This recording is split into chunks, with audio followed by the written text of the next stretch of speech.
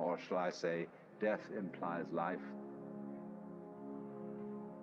you can feel yourself not as a stranger in the world, not as something here on probation, not as something that has arrived here by fluke, but you can begin to feel your own existence as absolutely fundamental. What you are basically, deep, deep down, far, far in,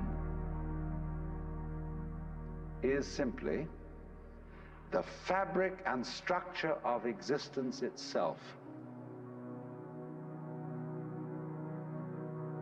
So, say in Hindu mythology, they say that the world is the drama of God. God is not something in Hindu mythology with a white beard that sits on a throne and that has royal prerogatives. God in Indian mythology is the self, Satchidananda, which means Sat, that which is, Chit, that which is consciousness, that which is Ananda is bliss. And in other words, what exists, reality itself, is gorgeous. It is the plenum, the fullness of total joy. Wow-wee. And all those stars, if you look out in the sky, as a firework display like you see on the 4th of July, which is a great occasion for celebration. The universe is a celebration. It is a firework show to celebrate that existence is. Wow-wee. And then they say, but however, there's no point just in sustaining bliss. Let's suppose that you were able every night to dream any dream you wanted to dream. And that you could, for example, have the power within one night to dream 75 years of time. Or any length of time you wanted to have. And you would naturally, as you began on this adventure of dreams, you would fulfill all your wishes. You would have every kind of pleasure you could conceive. And after several nights of 75 years of total pleasure each, you would say, well, that was pretty great. But now let's have a surprise. Let's have a dream which isn't under control. Well, something is going to happen to me that I don't know what it's going to be. And you would dig that and come out of that and say, wow, that was a close shave, wasn't it? And then you would get more and more adventurous, and you would make further and further out gambles as to what you would dream. And finally, you would dream where you are now. You would dream the dream of living the life that you are actually living today. That would be within the infinite multiplicity of choices you would have, of playing that you weren't God. Because the whole nature of the Godhead, according to this idea, is to play that he's not. The first thing he says to himself is, man, get lost. Because he gives himself away. The nature of love is self-abandonment, not clinging to oneself, throwing yourself out, as in, for example, in basketball, you're always getting rid of the ball. You say to the other fellow, have a ball, see? And that keeps things moving. That's the nature of life. So in this idea then, everybody is fundamentally the ultimate reality. Not God in a politically kingly sense, but God in the sense of being the self, the deep down basic whatever there is. And you're all that, only you're pretending you're not.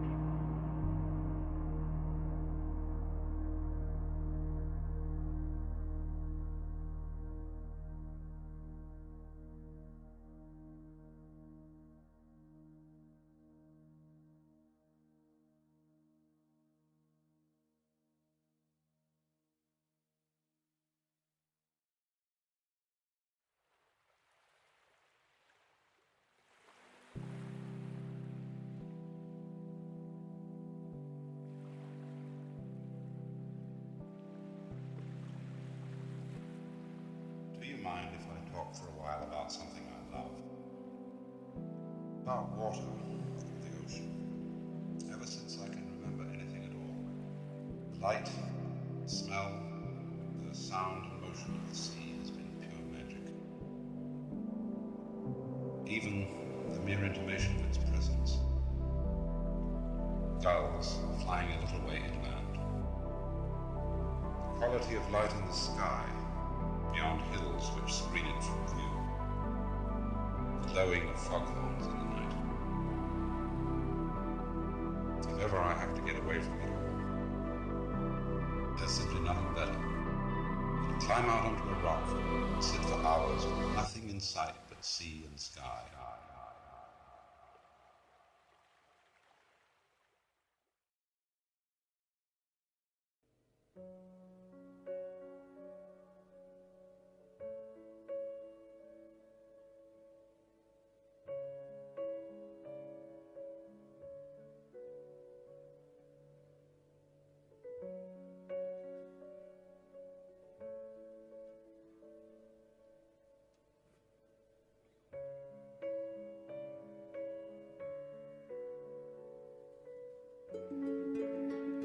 Well, now, really, when we go back then to falling in love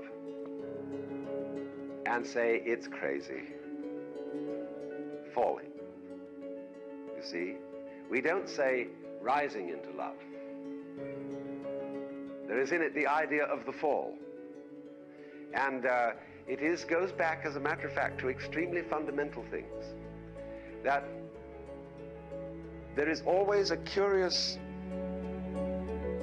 tie at some point between the fall and the creation. Taking this ghastly risk is the condition of there being life. You see, for all, the life is an act of faith and an act of gamble. The moment you take a step, you do so on an act of faith because you don't really know that the floor is not going to give under your feet. The moment you take a journey, what an act of faith. The moment you enter into any kind of human undertaking and relationship, what an act of faith. See, you've given yourself up. But this is the most powerful thing that can be done. Surrender. See, and love is an act of surrender to another person. Total abandonment. I give myself. Do anything you like. So, that's quite mad, because you see, it's letting things get out of control. All sensible people keep things in control. Watch it, watch it, watch it. Security, vigilance, watch it. Police, watch it. Guards, watch it. Who's going to watch the guards? So, actually, therefore, the course of wisdom, what is really sensible, is to let go, is to commit oneself, to give oneself up, and that's quite mad. So we come to the strange conclusion that in madness lies sanity.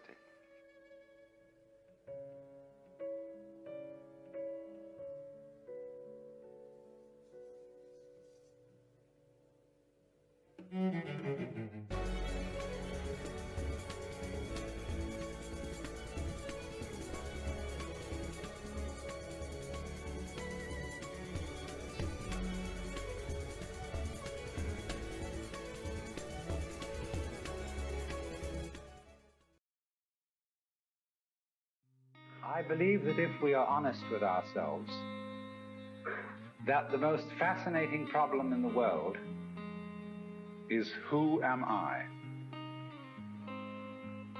What do you mean? What do you feel when you say the word I? I, myself. I don't think there can be any more fascinating preoccupation than that, because it's so mysterious, it's so elusive. Because what you are in your inmost being escapes your examination in rather the same way that you can't look directly into your own eyes without using a mirror. You can't bite your own teeth. You can't taste your own tongue. And you can't touch the tip of this finger with the tip of this finger. And that's why there's always an element of profound mystery in the problem of who we are. This problem has fascinated me for many years, and I've made many inquiries. What do you mean by the word I?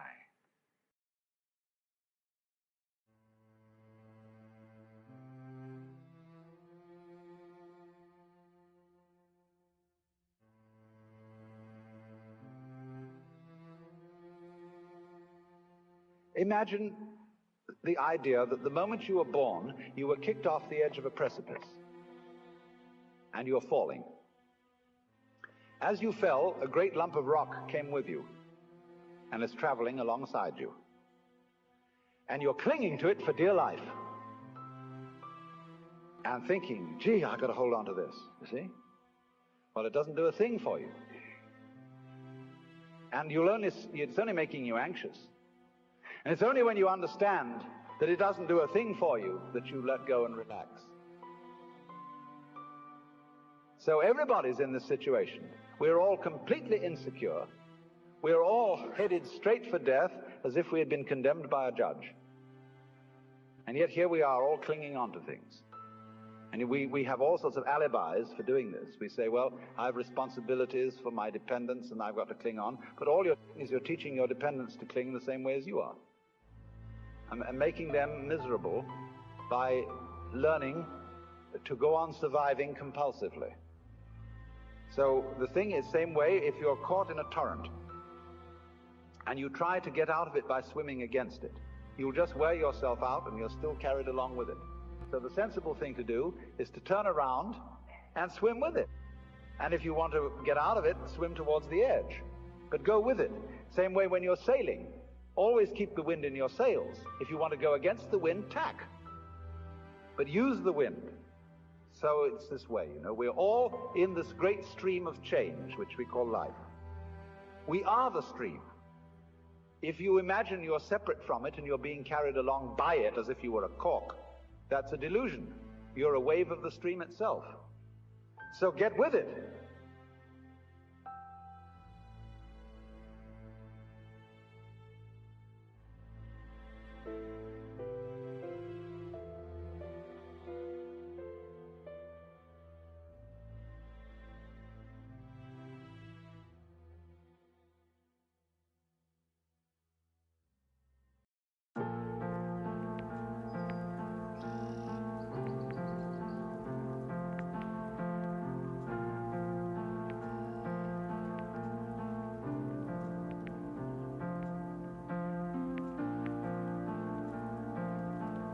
We have specialized in a certain kind of awareness that makes us neglectful. You see, we specialize in more or less briefly concentrated, pinpoint attention.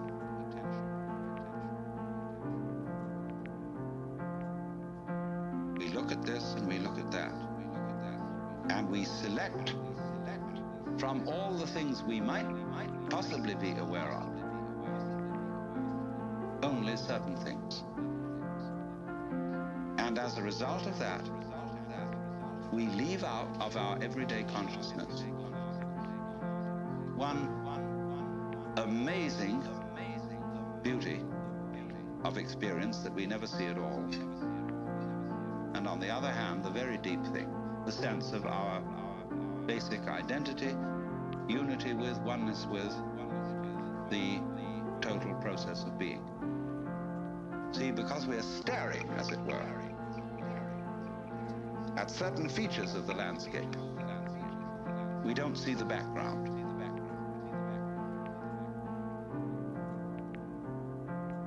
And because we get fascinated with, I could go into details of this shell, as I said, and put myself.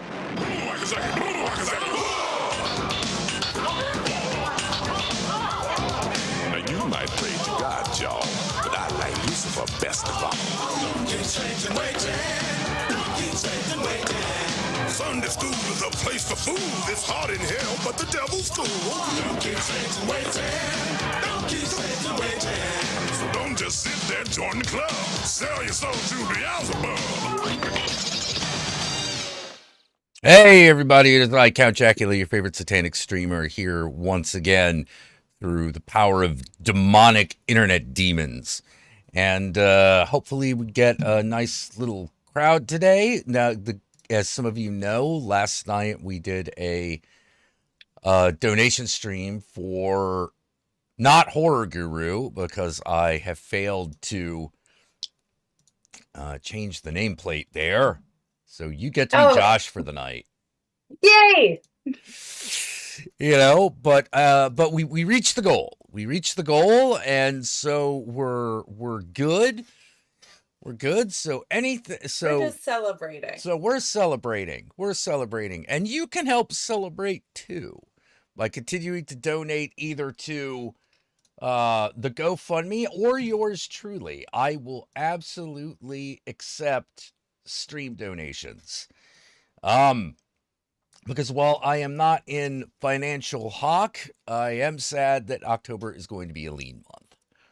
It is going to be a very lean month because that is how the gods have spoken.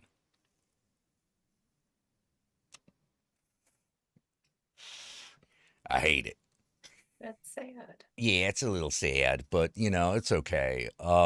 Luckily I got invited. Another friend is throwing a Halloween party, and I'm like, oh, thank God. Thank God. Can I do I get to go to a Halloween party? Instead of hosting one? Instead of hosting one, so that there is one, you know, like that might actually, I think that would actually be nice. You know, because I love I love throwing parties, but good God, the most stressful part of it is always like just inviting people. You know, I don't know why. My dad. Your dad? My dad used to have huge Halloween parties, and usually he did them at his work. Like he would just like deck out his office building. But when we moved to Oklahoma, we started having them in the house.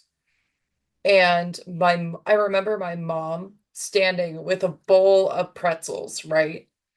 And everyone's drinking, talking, having fun. And she's like, I fucking hate having people in my house. And I'm like, okay, you're going to be a great ghost. You are going to be amazing as a spirit. Mm-hmm. The spirit of Halloween, nope. Just it's forever burned into my brain. Just I hate having people in my house. Okay. Oh, well, wonderful. How nice. Thank you for. Why don't you hand me the pretzels and go cool off in your room? Yeah. Yeah. Well, like, as I was saying earlier, man, sometimes I feel like I'm at a club, I'm chatting up the girl I was giving the eye to. She's kind of receptive to it. We start talking. It turns out she got no sense of humor. Yeah. And you're just like, oh. Okay. Oh. Wow, that just killed everything, you know, like crushed my hopes, my dreams. Why did I bother? Why did I bother? I could have been at home watching a trauma movie, you know. But no, I'm here. And I'm also apologizing for opening a box of Monster. The drink? I got a 4-pack, yes. Oh, geez. I cannot drink that stuff. I can only drink this stuff. Only drink this. Oh dear. Oh dear. So how's everyone in chat? How you doing, Liam, Chrome Bison, Josh, Josh Rowe, not Josh Horror Guru Josh. He's probably, he might be here, but like, Thank God I saved my I love you. That would have been a couple text messages and confusion. that would a little awkward, Oh man. Only just. Yeah, yeah. But I want to thank everyone for coming down. It's good gravy. It's been a week. I woke up fucking And it's Tuesday. fucking the dad from Good Times died. Let's see. Maggie Smith died. Maggie Smith died, yeah. Dad from Good Times. Ken Page, the voice of Oogie Boogie, died today.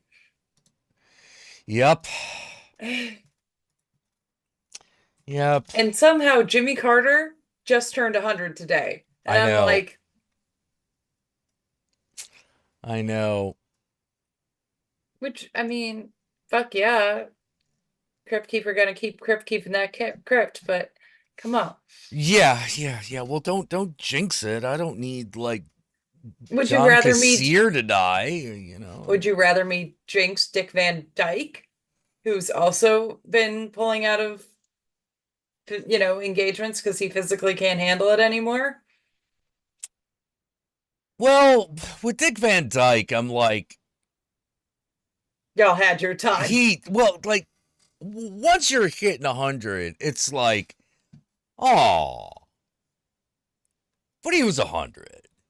Yeah. You know, like, I feel like that's good. You still be sad, but you're not like, oh man, because there's some people you're like, I was looking forward to a few more years with that guy around. That's how I felt about Paul Rubens. Yes, well, he went young. Like, he was relatively young. He's like, wasn't even in his 60s. He's like, what, 57? I think he was like early 60s. Yeah, like, he wasn't that old. Like, he could have conceivably kept going for a few more decades. I lost the spleen. Oh, whoa. What? No, we were both wrong. He was 70. What? Yeah, he was 70. The Penguin's dad. The Penguin's really? dad was 70. Yeah. Okay. Yeah. Okay. Holy crap. My whole life is a lie. I know. Like, he was 57 when he was in Batman Returns. Which That reminds me, means he was in his late 40s to 50s when he... Wait, no, that can't be right. Hold on, let me do the math. All right, he was 34 when he did Pee-wee's Playhouse. oh wow.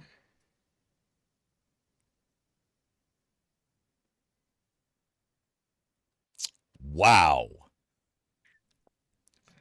But if anyone wants to know a little thing about the horror kid that might cheer everybody up, he's decided he wants to be a Martian from Mars Attacks for Halloween. He has also decided my brother needs to be Beetlejuice. And then I said, well, what should I be? I don't know, something. Which he's just realized that a lot of his favorite movies have been Tim Burton films. And which has been fucking amazing to see. Because, Mom, are they really dead? In Beetlejuice, because we just watched it. I'm like, well, I mean, Barbara and Adam Maitland, yeah, they're dead. They're ghosts. They're and already Beetlejuice ghosts. is a ghost. Yeah. Yeah. They were they're dead in the ghosts. movie. And he looks at me and he screws up his face, this little impudent look in his eye. I think they're actors and I think you're lying to me. And I'm like, actually, kid, Hello and you're welcome. right. And Wow. I went through and told him about Tim Burton. And you know what's really cool about Beetlejuice? He's also fucking Batman. No, mommy, no. Yes, baby, yes. Yeah, he's So then- Batman. But then we watched Batman together, which was amazing. And then I'm like, it kind of dawned on me, why don't I just buy a Catwoman costume and do that? Well, I'll be a Tim Burton character for Halloween. Yeah. Do that. I would say either that or the female Martian with the big hair. Yes.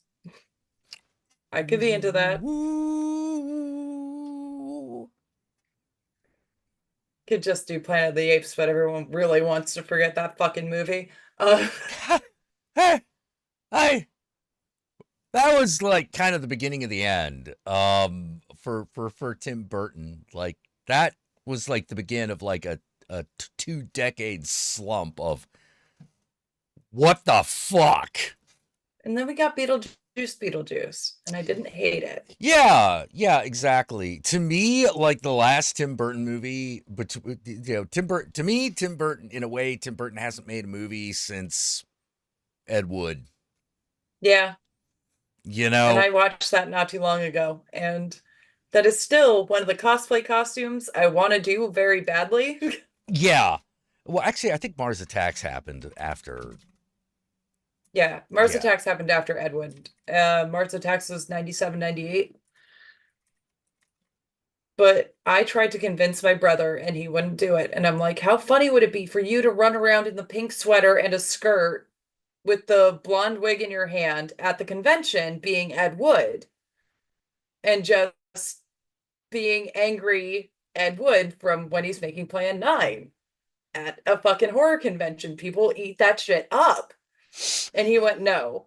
So then I went, okay, I will cut my hair short. I will put on a pencil mustache and I will be super chipper. And I will do it myself.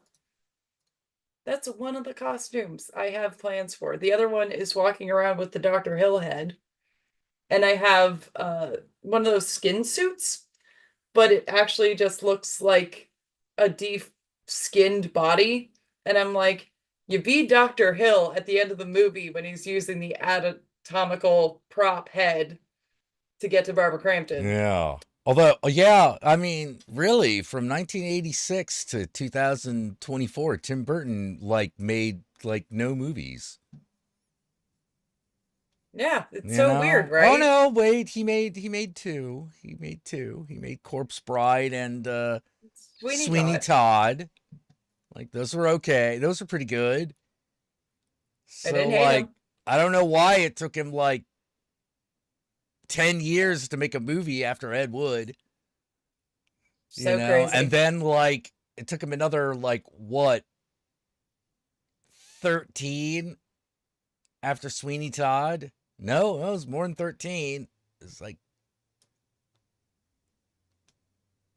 it was like another 17 years after Sweeney Todd. And then again, I did like Frankenweenie. I did like Frankenweenie. 12 years between Frankenweenie, and for some reason he just didn't make another movie. Actually, I kind of like Big Eyes, but like that's only so much of a Tim Burton movie, you know what I mean? That was him doing like a regular movie. Right. I always have this argument that I love to pull out, which is what is the most commercial movie that a weird director has made?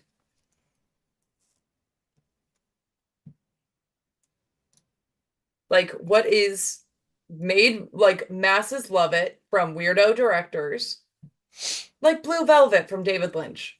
Most people can sit down, watch Blue Velvet, and go, yeah, that was really good. That wasn't so weird. That was pretty normal David Lynch. I don't know. What would you say it would be for Tim Burton? For Tim Burton, I would say it's Big Eyes or Ed Wood. That's like the most normal you can get out of him. And even then... Yeah. I just... like Big Fish just didn't do it for me. It should have. No. It should have. It should have done it for me, but it didn't. You know, it was... Secondhand Lions did the same thing way better. You know, I should really like that movie. No, Secondhand Lions is great. It's fucking amazing. I love that movie. Yeah, because they understood at the end of the day. They understood. Oh no, wait! It's gotta all be real. You know, because if it's not all real, it's not as cool. God. You know, that's what made Secondhand Lions great, which is you're like, wait, it was all real? It's like, yes, all those crazy stories were real. Fuck. I can't explain it why. Thank you. You just reminded me that tomorrow I have got to watch Terminator with my dad. So thank you for reminding me of that with Secondhand Lions. Don't ask me why my brain pinged off. That is, in fact, weird. So why do you have to wait? Is this like a ritual? Yes. Okay. Like every October 2nd, you watch Terminator 2? Okay. We watched Terminator 2. This is funny. You watched Terminator 2 on Mother's Day. Along with Aliens. Badass depictions of moms. No, it's my parent. It's either today or tomorrow is one of my parents' wedding anniversaries. I told you they got married twice. It's all true. God. And one of the weddings, their honeymoon, they went to go see American Werewolf in London and Escape from New York. And the other honeymoon, they went to go see Terminator. Oh. Okay. So he needs someone else to watch Terminator with, or yeah, we just always do this. Much to my mother, if she was still alive, would go, "You're still fucking doing that?" Yes, we always do. And it's about the importance of knowing who your parents are. Never forget the face of your father, you know? Well, and, you know, I have to start throwing money at James Cameron and a couple other people because I keep telling Tommy when he asks about his dad, oh, he was a super soldier sent back to the past from the future to save us from a giant robot. Yeah. And does Tommy believe this, or? So far he has not questioned it. Okay. But he has also not seen Terminator. So I've got at least 5 or 6 more years until, like, he starts calling things into question. Yeah, because, like, you know, you're 4 years old. You can tell a kid their dad is Santa Claus. They'll just believe it. There's only one fat guy in this house that delivers presents, and his name ain't Santa. My dad told me that when I was a little kid. I forgot that he stole it from The Simpsons, and I just thought that was the funniest fucking thing I had ever heard. Yeah. Because my little brother, I had said something, and my brother went, "Wait, Santa, is it real?" And my mom just shot me the death glare. And I, went to my dad and I'm like, can't believe she's mad at me about Santa Claus. There really isn't a Santa, is there, Dad? And he went, there's one fat guy in this house that delivers presents. His name ain't Santa. Thank you. So I'm not wrong. Yeah. Hey, Synthog, what's up? Oh, geez. Hi. Man, I have got to, oh, God, so much work to do. Fuck. So much work to do, and I can never do the right work that I'm supposed to do at that moment. I can get things kind of done by the end of the day, but here I am talking about the other work while I'm doing the other work. At my work, I had to get mean several times with my higher ups. So. Oh, what happened? So, this goes back to me being sick. I went to Detroit to go see Till Lindemann live. And about, I want to say midway through his concert, I had to leave because I just started projectile vomiting. And then had to drive the 2.5 hours from Detroit back to Cleveland, vomiting every couple miles, which was fun. But I had called them earlier in the day to say, hey, I know I've told you several times I could not work today and you still have me on the schedule. Fuck off. I am no longer in the state. Well, then I get horribly fucking sick at this concert. And then I'm driving home and I'm like, oh God, I gotta call off tomorrow too. Son of a fucking bitch. They tried to give me shit for calling off the second day. I'm like, I can either come to work and you can deal with me projectile vomiting over all of my patients, or you can let me drive myself to the emergency room right now. Well, I'll have to talk to the HR rep and blah, blah, blah. Good. Call them and then don't talk to me. Hung up the phone. Well, Yep. I did feel bad about being sick for 4 days, spending an overnight in the hospital, which, by the way, I had to spend an overnight in the fucking hospital. No, I needed to be at work. Did they tell you what it was?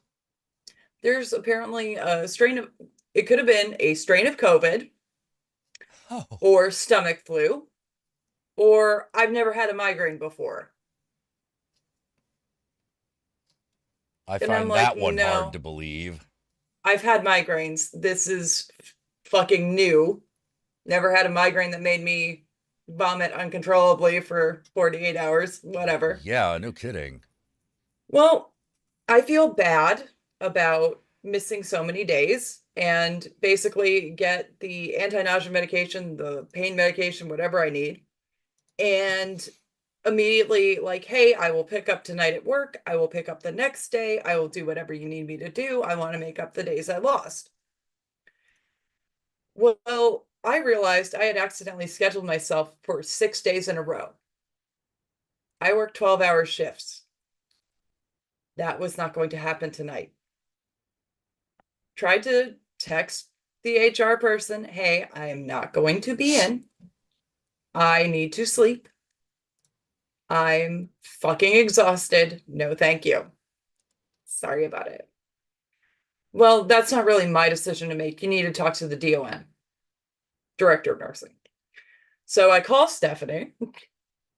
Hey, just call me back when you get the chance, but I need to talk to you about tonight. Yes, Rachel, what's going on now? Well, don't put your tone like that. You just sent out a mass text message about how you don't want people falling asleep on the floor. Well, forget about falling asleep on the floor. I'll fall asleep on the I-90 coming to work if I have to go in tonight. Rachel, we want you to take care of yourself, but you are just sick. Yeah, and I'm trying to make up for it, and I'm so sorry to not get sick again. I'm staying home. Bye-bye. Yeah. Oh, jeez. Oh, What the jeez. fuck? Oh, they need. There's a listeria outbreak too. Yeah. Are you sure it's not your period, ma'am? Did someone Go seriously get me say a real that? fucking doctor. Wow. And I requested another doctor. Actually, I said, can I please get a doctor with a vagina that knows what the fuck they're talking about, please? Well, that's your choice, ma'am. Yeah, it is my fucking choice. Get the fuck out of my hospital room, asshole. Oh my God. I've hit this period of, I like being nice. I like being sweet. I do believe people at their heart are good, but I am not going to take any more bullshit from fucking anybody because holy fuck, I can't do it anymore. I cannot keep going like that. You pushed me a little too far. Yeah. There's a listeria outbreak right now? Oh, geez. Yeah. Fun. Sithdog says they just did watch Strange Darlings. It's a good movie. Oh, you guys were talking about good movies that came out this year. I know Strange Darling is one of them. Neither of you mentioned Lisa Frankenstein, which also came out this year and was very good. That kind of did get overshadowed by everything else that came out, didn't it? Oh, geez. Oh, geez, Rick. Chrome Bison says, my mom is so into Terminator 2. The year it came out, my dad had to bribe the clerk to sell him an early VHS copy before retail release. Aww. Oh, my God. That's great. You know what's really funny? What? I've always thought that Tommy's dad looked a little like Edward Furlong, so that's just even more perfect that I keep using the Terminator references. But did he ever go into a fucking grocery store and try to release the lobsters? No, but here's a fun fucking thing that I need to fucking pay for and re-download. I used to have Edward Furlong's police report saved on my computer because I really want to meet Edward Furlong. I am a huge Edward Furlong fan. I'm so happy he's doing better. I want him to sign a copy of his police report. I would gladly take the fuck off with that. Or if he could sign a plastic lobster, I'd be okay with that too. Huh. I'm that kind of girl. Huh. I have a turkey signed by Michael Bean because of Thanksgiving. I mean, Oh, Michael Bean. that's Michael blood. Bean. Son of a bitch. Yeah, I heard someone told me Michael Bean died and I freaked out. I would cry. Yeah. He is one of the sweetest guys. I'm like, what? Michael Bean is dead. Oh, turns out we're wrong. Oh, you were wrong. Ha ha! I also ended up causing an awkward moment between him and his wife, but it was adorable. Yeah, who's he married to? Jennifer Bean, who I think is like 20, 30 years younger than him. Jennifer. So. Wait, I've seen her. Yeah, she's in The Victim with him, and she has been on like Criminal Minds and different shows, episodic TV and stuff. Gotcha. Yeah, She's she was one of the hookers in Everly. We love her. Yeah. She's very sweet. But I'm the kind of person that you remember that one movie you made that one time in 1971? I have the Blu-ray copy from Japan. And if you don't mind signing it, I'd appreciate it. I am that person that will dig up the one thing you forgot you were in and be like, do me a favor. I mean, here's one thing that I got that I absolutely love. That's right here.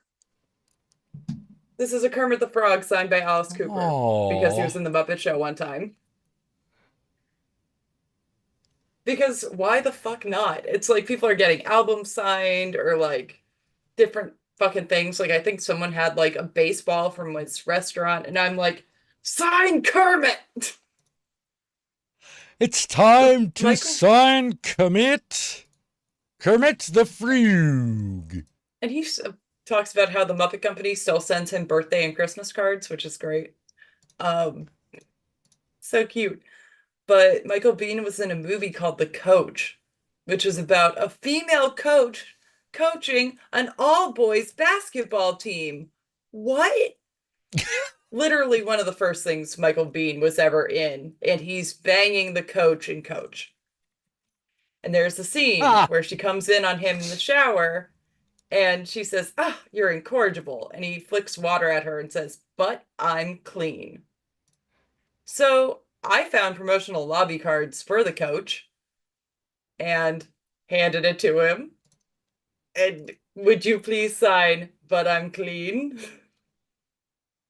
And his wife is going through all these old lobby cards I have of her husband. And you were so young. You were just a baby. Look at you. And I'm like, now I feel weird. When did this come out? 71? 72? Sorry. I am so sorry, Mike. Please don't kill me.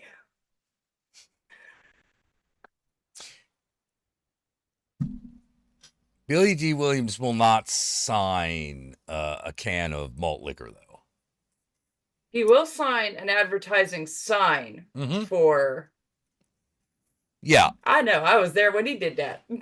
Yeah. He'll sign it if it's got his picture on it. But he won't sign the malt liquor itself. That's crazy.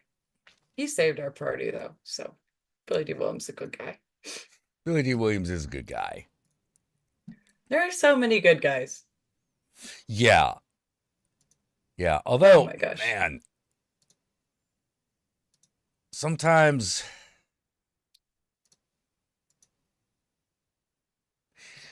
man, what is up with me tonight? What is up with me tonight? I'm trying to be on, and my body's just sort of like, yeah, no. Why don't you just be off? that's Why okay. don't you just be off? And I'm like, okay. Do you just want to do a short I one? have a little scene. Oh, He's adorable. He fell over. There. Now he's on his feet again. He's good. He glows in black light. Yeah, I might just want to do a short one tonight because I'm like, I'm like okay. awake, but like The brain ain't braining. Yeah. The only thing I can think of blaming is like the weather, which has been nice, but it's been hot. It's been unusually hot. It got in the 90s today.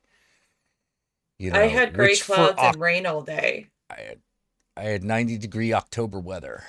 You dick. Yeah, but I'm not used to it. It's not like, oh, it's hot again. It's like, oh my God. And then I wake up and Donald Trump is throwing chicken nuggets at people. What? He stole a playbook from me? Yeah. Apparently he like started throwing chicken nuggets at people.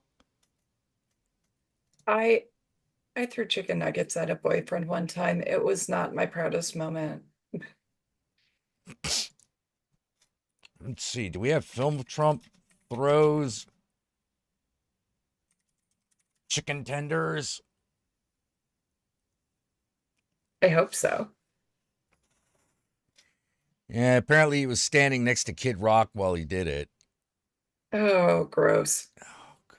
Like, Kid Rock was always gross. How did he get grosser? Because he started hanging out with Donald Trump. Oh, yeah, that's right. Fucking, what's her name? What's her fucking name? Roseanne Barr? Oh, Did Roseanne you see her Barr. shit? Oh, what did she do?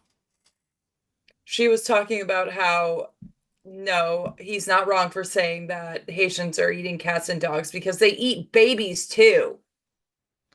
They eat babies and stuff.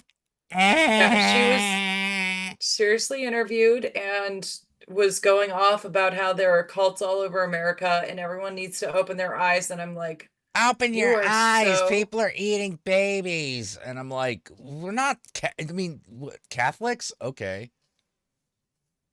Seriously. You know, like, I'm betting if anyone's eating babies, it's your local priest. You know, like, holy crap. I have chicken babies every morning. Yeah. It's like, there are seriously people who are like, people are eating babies and stuff. How do you get that dumb? I want to know how people get that far down the rabbit hole. Or fucking Zachary Levi. Shazam. Speaking about how everyone needs to vote for Donald Trump. Why? Because he's a Trump supporter, apparently. Why? I don't know. I don't understand why anyone is a Trump supporter unless the answer is because he's the only person who talks at a 4th grade level. And everyone else sounds, they can't, and they literally can't. It turns into Charlie Brown sounds when anyone speaks at a level above that. And they literally just hear a wah, wah, wah, wah, wah. And then it's so like their whole mind is like this. Wah, wah, wah, wah. They're eating the cats. I understood that sentence. Wow, they are. I will say I had to correct one of my friends because I was like, can you believe that Zachary Levi is for, and she's like, not Spock. And I'm like, whoa, baby. Zachary Quinto is Spock. Zachary Levi is Shazam. Oh, I hated that movie. Bitch. Okay, thank you.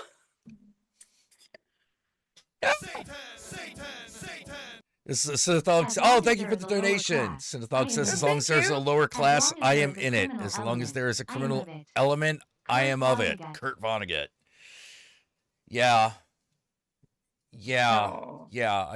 I agree with that. I resemble that God. statement. There's Because, one from Mark Twain, and I'm never going to remember it correctly. oh, yeah. Yes. Let me look it up. Yeah. Levi Levy is worse. He was originally vocal for RFK. I'm RFK. That's when we ate a deer that was killed by the side of the road.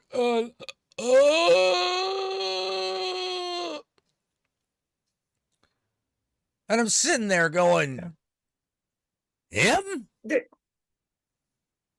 Him. Okay. He's your Found the number Mark 2 Twain guy. thing. What's the Mark Twain thing?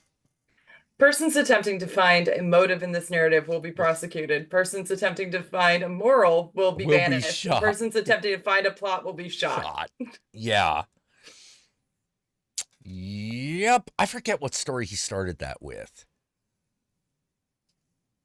That's just another quick look. Yeah, that's like the start of one of his more famous stories.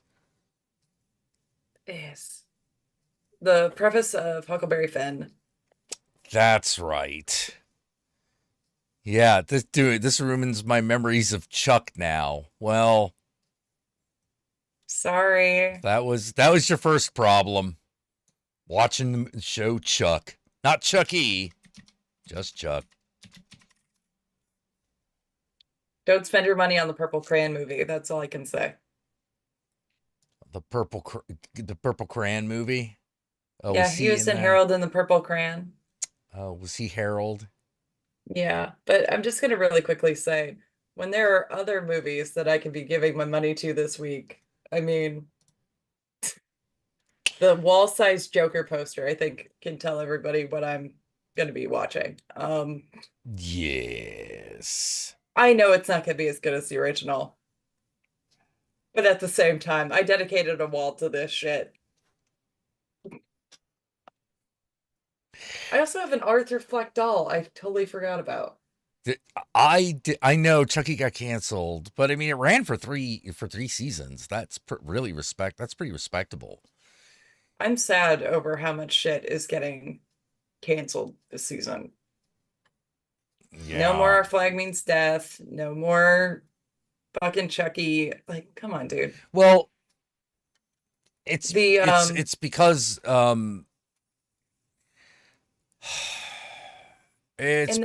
the media is swinging conservative again.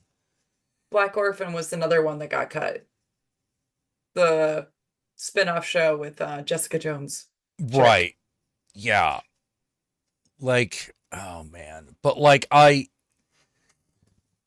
remember, well, like, yeah. I'm just thinking about like the conservative liberal swing in America. Like, one of the reasons, they might kill Sandman season 2 for a completely different reason. Yeah. That one, if they can, and I'll be like, yeah, okay. They've already started shooting it though, so probably not. Yeah, so probably not. I don't think we'll get a season 3. Probably not. You know, but damn it. I know.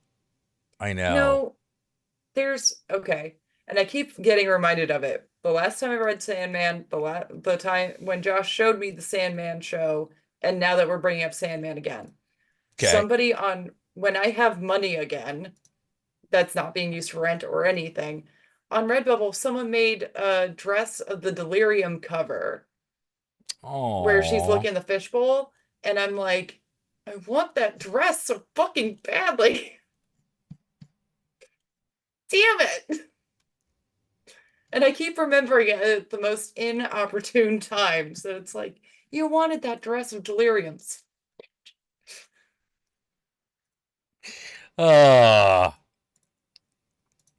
Yeah. Well, for me, it just basically comes down to And isn't Good Omens, like, I know they're going on with season 3 of Good Omens, but they had Neil Gaiman step down. So that's concerning, but understandable. You know? I've learned enough from American Gods to be worried. Yes. Yeah. No, I know what you mean.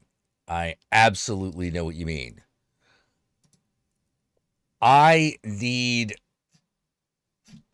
come to the conclusion that we need a better world. Yes. We need a better world. The world's got to be cooler. But I don't understand how we're going to get there. I have no idea how to get there, because things could be a lot cooler always, right now, with very little effort on people's part, but still can't do it. So maybe I'm wrong. Maybe humanity is just fucked. You know, maybe it is just totally screwed. Like, because everyone, I keep thinking humanity has this great potential facility that it has, which is the ability to imagine. And very few people seem to like doing it. Yeah. You know, like, do you want to... John Lennon got shot for this. You know, like,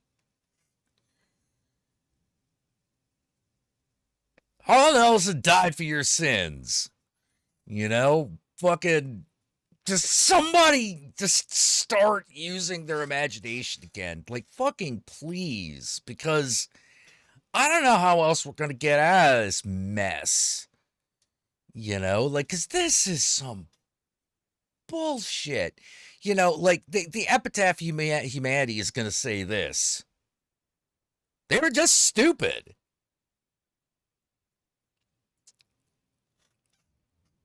They had everything they needed. They were just stupid. You know, like, yeah, all right, fair. Oh, by the way, speaking of Harlan Ellison, did you hear Last Dangerous Visions is finally coming out? So many Who years. finished I know.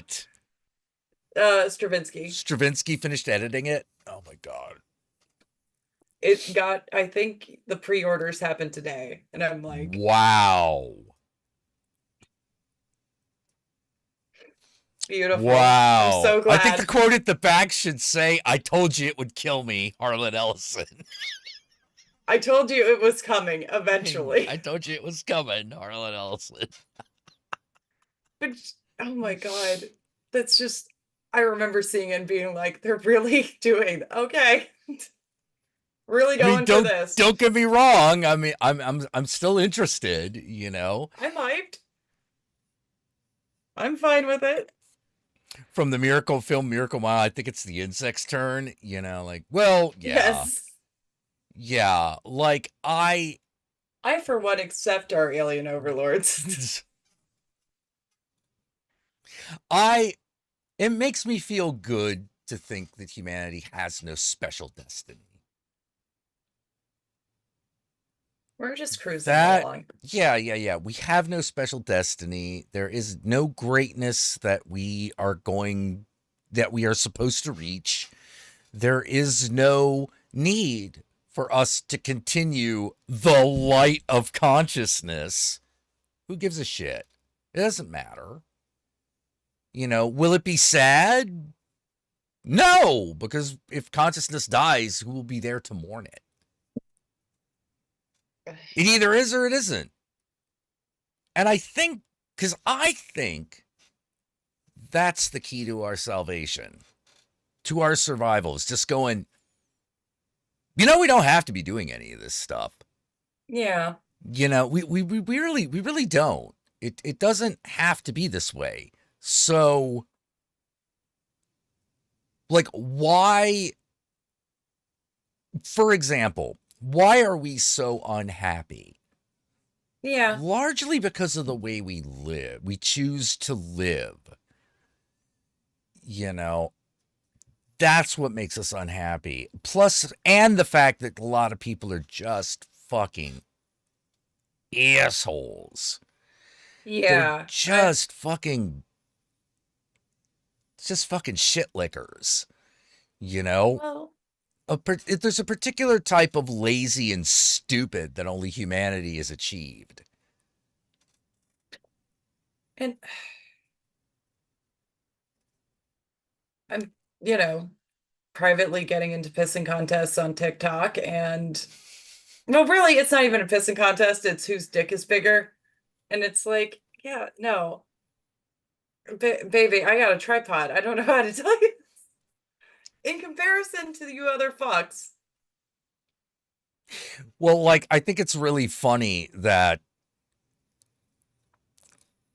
But I'm choosing to do this. Gen Z starts to like get into intergenerational fisticuffs with Gen X and realizes, oh wait, Gen X doesn't play fair. It's like, No. no, we don't. We are, look, you little shit. Exactly. You know, And like, what, you thought we were going to be boomer about it? Like we were going to passive aggressive you into compliance? No, that's not how we operate. You know, we're running we're running some Linux. It's bullshit Linux, but we're running it. Okay. You're all on Windows machine. You're all on Mac. And you need to stop it. It's bad for you.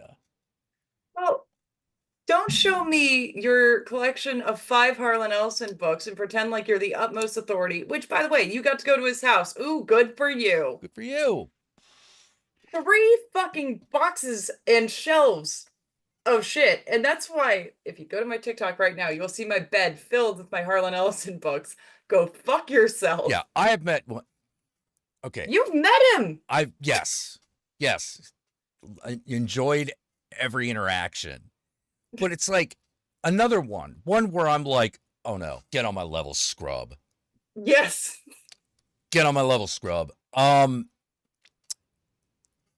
only know one person that is allowed to tell me from Transformers.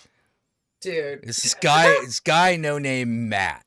He is allowed to tell me from Transformers. Why? He has a room dedicated.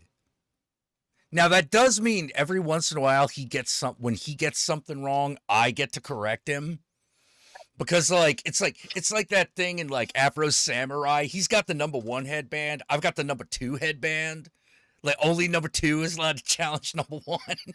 They send one of ours to the hospital. We send one of theirs to the morgue. That's the Gen X way. Bingo, baby. Yes.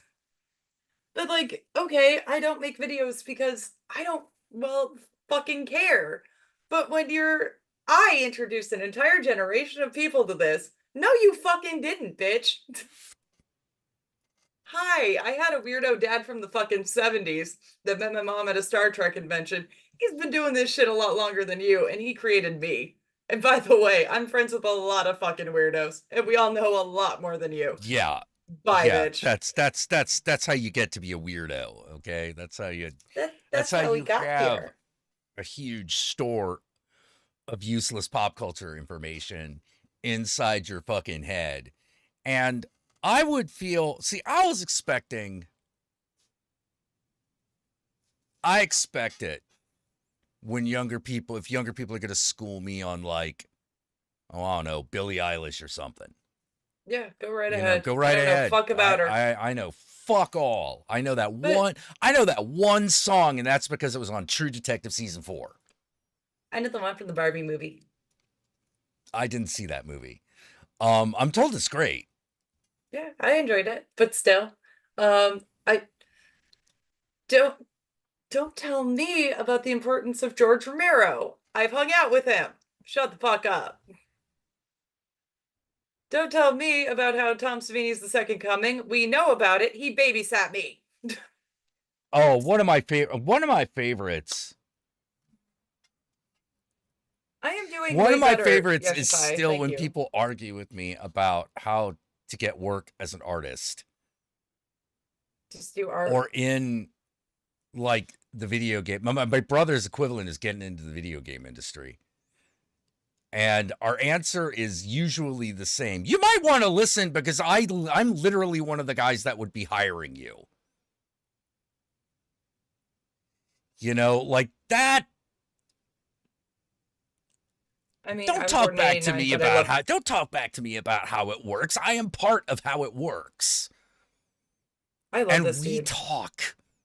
And we talk. And we all. Don't argue with me about that shit. Otherwise, you become another person whose name we can't remember that we complain to everyone else about, oh, God, I had another one of these. Don't do that. Don't do that. What? Don't do that.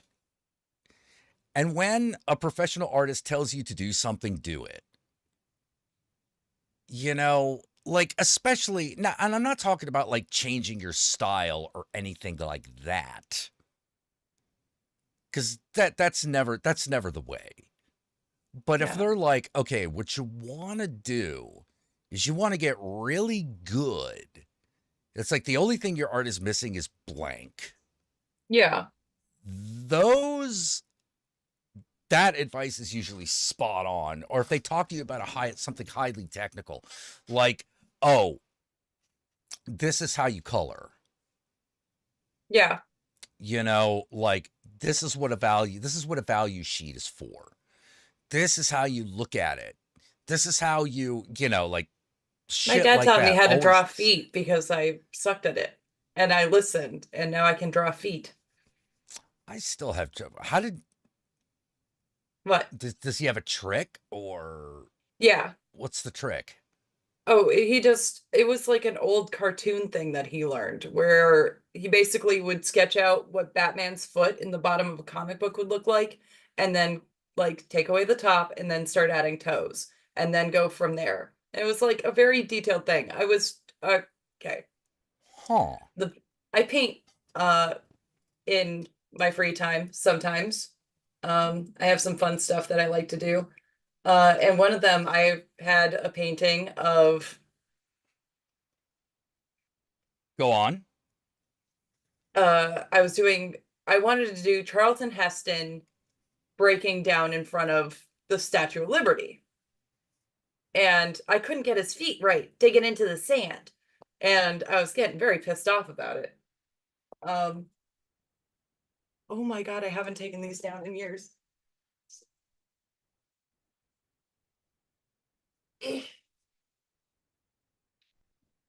I honestly don't know if I've ever taken these down. Son of a bitch. You're getting me to show my shit. I guess. That's like my dad, like his quick way of teaching me how to do feet was this like Batman trick. The bat. And it worked. So what? What does he mean by the bat? What do you mean by the Batman trick? Okay. So I gotta do this. Okay. Oh my God. No. Oh, did something. I just fucked up. Okay. So okay. What he taught me from the Frank Miller Complete Batman was to look at any one of these shots where you can see like Batman's foot. Right. Take this base model of a boot, erase where this is, and then draw in toes as best as you can, and then work at it until they look right. And I just fucking cracked the spine on this a little bit when I was trying to pull it off the shelf. And I got very sad. Oh, yeah. Huh. But yes, I can't believe I am so fucking embarrassed right now because I know they're cartoony as shit. But this is what I have painted before. A Bride of Frankenstein Nefertiti thingy. And then a very cartoony looking Frankenstein that's looking down at her. There you go. Very proud of these. They hang prominently on my walls. That's my two little bits of art. Huh.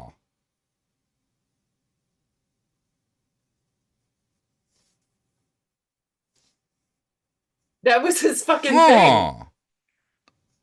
Right? He's not wrong. That's how he got around it. And he used to draw his own comic books and stuff like that. So that's why he got good at it. Because he was drawing his own Conan shit. Ooh. Ooh, Conan. That's so he's doing like the Frank Frazetta, like Muscly. Vern Yes. Hogarth kind of, you know. Meanwhile, his daughter is pushing out these, you know? Yeah. Well, no, I they're also- still pretty good. Thank you. I also did, in the style of the Marilyn Monroe silk print, I did a Robbie the Robot. You mean the Andy Warhol, like, Yep. 9 Marilyn Monroes? Yeah, but with Robbie the Robot. And I was like, Huh. and a Poe and a Baby Jane Hudson one for my friend. That was similar to the Frankenstein pieces.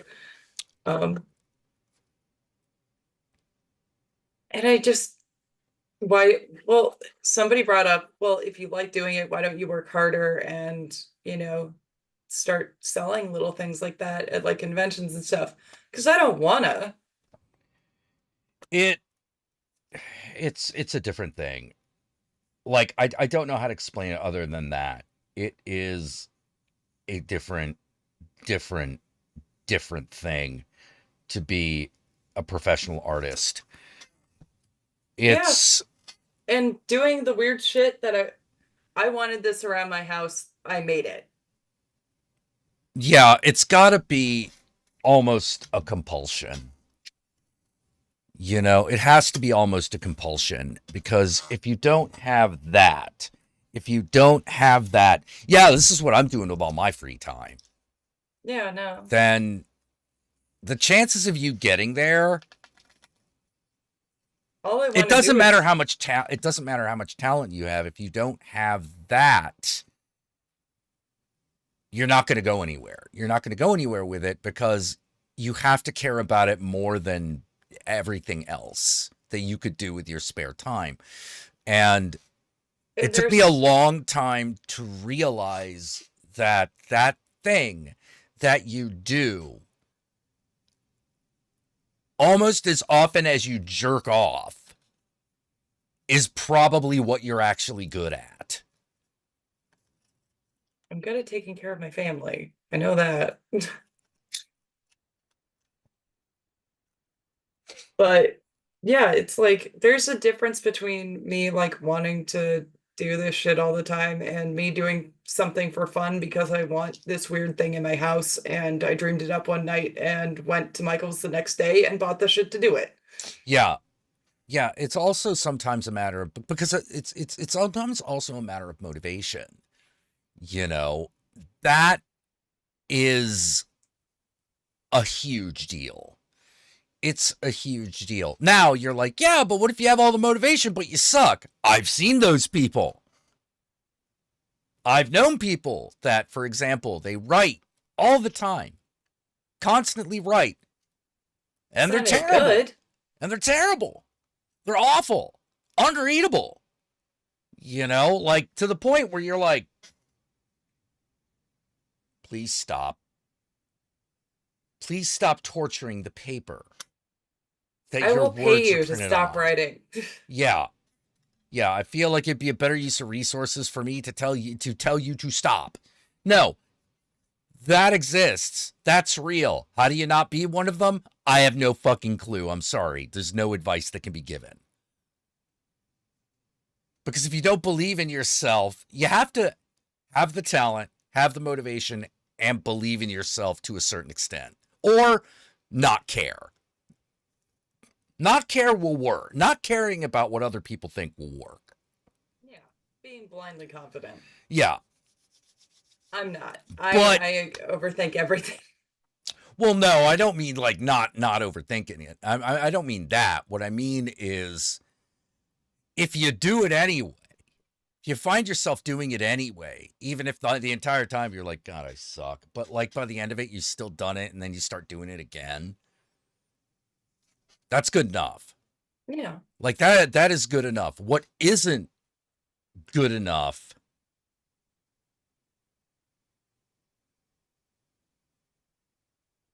is if you have to drag yourself to do it all the time. Because that can't happen. Because that's burnout. You can't, and we were talking, me and Josh were talking about this yesterday. One of the problems that I have is that once I burned out, I'm burned out. Like that, there's no candle left. You know, and that's, I tell you, being there with a lot of things, it's awful. It's awful. Like, it's awful to be working, going like, didn't I used to get some amount of joy out of this? Yeah. You know, like, and the worst thing is it has no bearing on the quality of the work. That's what can get really frustrating, because you're like, actually, this is the best thing I've ever written. I don't care. Well, you know, like, you know, this is, oh my God, this is the best painting you ever did. Yeah, thanks. I hated doing it. Yeah. You know, Then like don't bother doing it. That happened with painting. That happened with art. I struggled so hard, I began to loathe it. And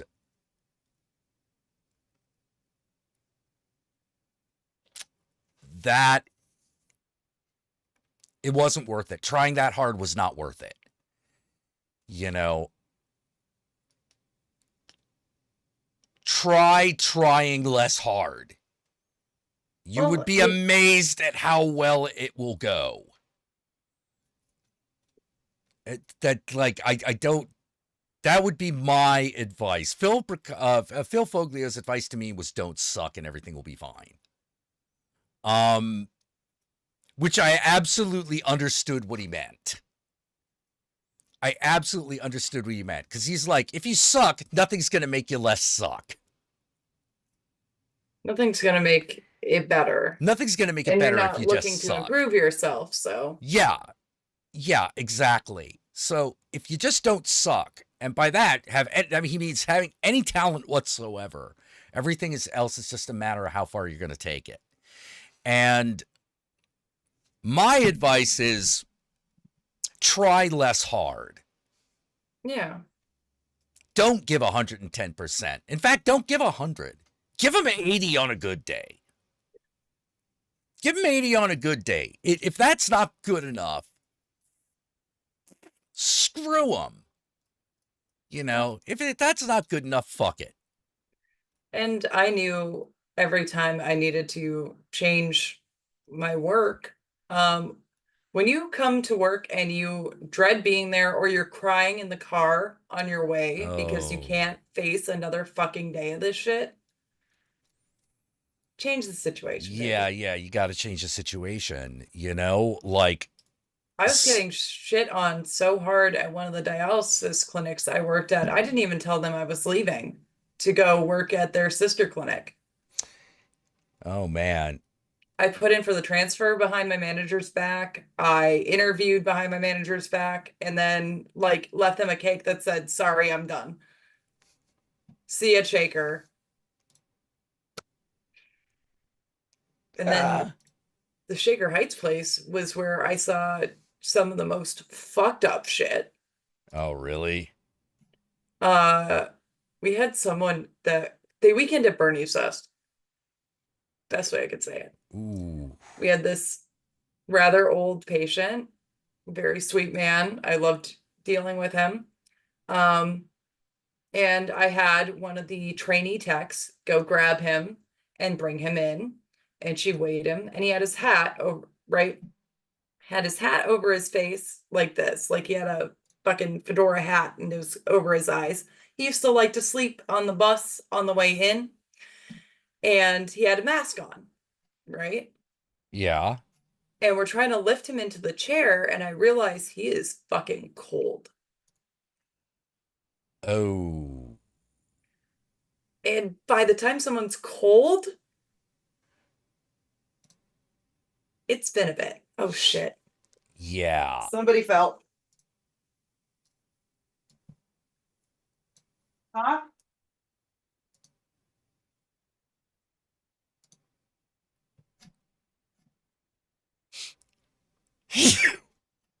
Excuse me.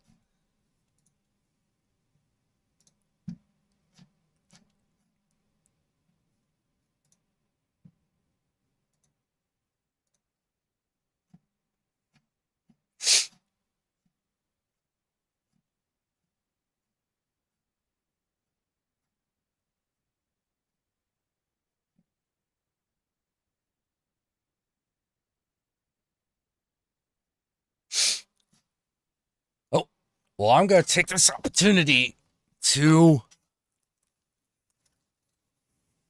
I'm going to take this opportunity. Hey, Mousedon, I'm going to take this opportunity to get myself another cup of coffee. I'll be right back.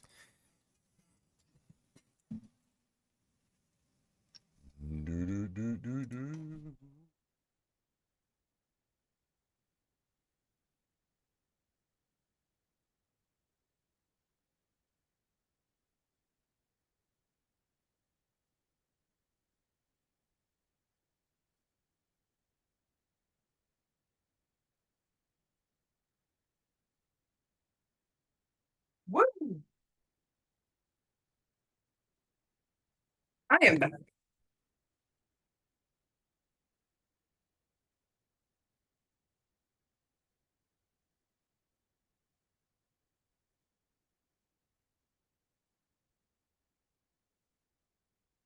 It has no bearing on the quality of the work. That's what can get really frustrating because you're like, actually, this is the best thing I've ever written. I don't care. Well, Like, this is, oh my God, this is the best painting you ever did. Yeah, thanks. I hated doing it. yeah. Like don't bother that doing it. started, that happened with painting. That happened with art. I struggled so hard, I began to loathe it. And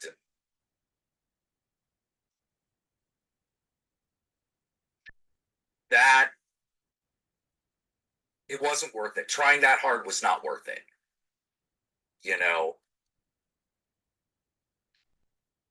Try trying less hard.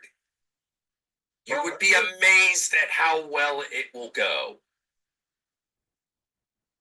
I don't, that, I absolutely understood what he meant. Nothing's going to make it better if you just suck. Improve yourself, so. Yeah. Is the audio looping? I'm listening to what happened, because I'm interested in seeing if it was picked up on the mic. Sorry, Yeshify. This is the voice of the horror mom. And if you don't know, I live with after my mother passed, I took in my dad, and I just heard this loud boom, and I was like, oh shit. And I ran. And well, I made a mistake. No, you didn't. No, you didn't. Uh-uh. I mean, I would have appreciated maybe Spanish Flea, but that's just me. But no, he fell, which happens. So I went and helped him, and now I'm back and I'm looking at Jack and his leather jacket on the chair, and that's my life. That's what I'm doing. But yeah, they delivered us a dead guy at the dialysis clinic. And we still had to work on him. We still had to try to revive him, and it was just no good. Not good. Yeah. So there's that. But we're all good. You know. Jack's not back, which is sad, but that happens.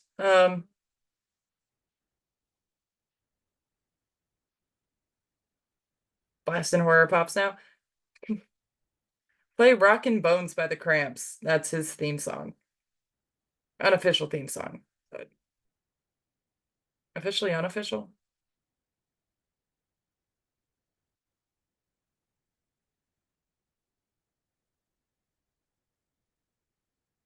I hear movement. I hear noises. It could be a dog. It could be a cat.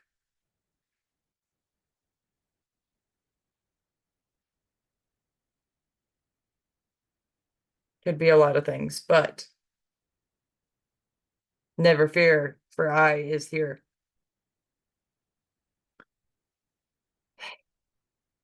Yep. Meanwhile, back at the range. Yeah, no. Sometimes I paint stuff, and sometimes, like when my son was born, I sewed him little animals, because it was fun. Hi, Jack. All right, we're back. Hi. Hey. So,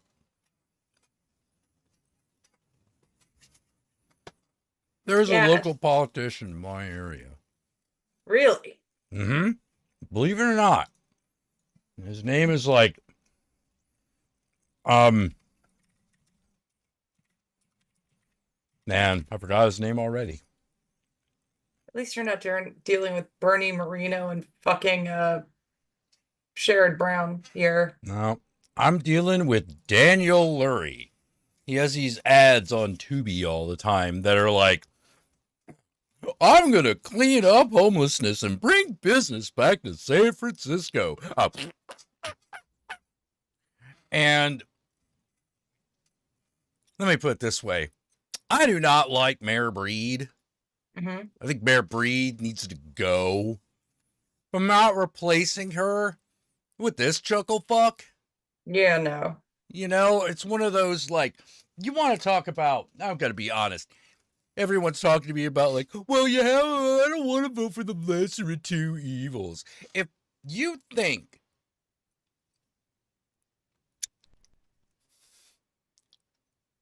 anything with Trump,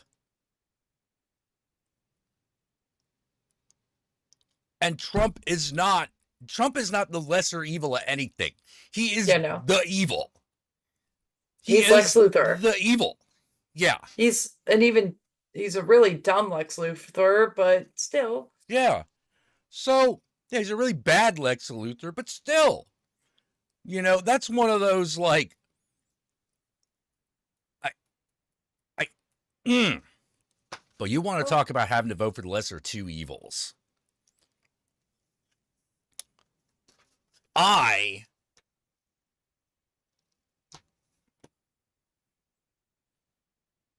might have to vote for a mayor that I do not like to keep a billionaire who I hate from assuming office.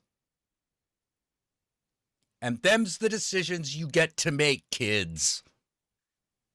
And I don't say that to tell you to discourage you from voting. I'm saying that's what voting is. That's what democracy is. Sometimes you just go, well, fuck. Because if you're not willing to do that, then I know I can't count on you to when the vote really matters. You're not going to be there. You know, you're not going to be there. You're gonna still be like, well, you know, I don't want to vote for the lesser of two evils. Okay, well then the greater of two evils wins. Let's take that statement all the way. No one's gonna personally blame you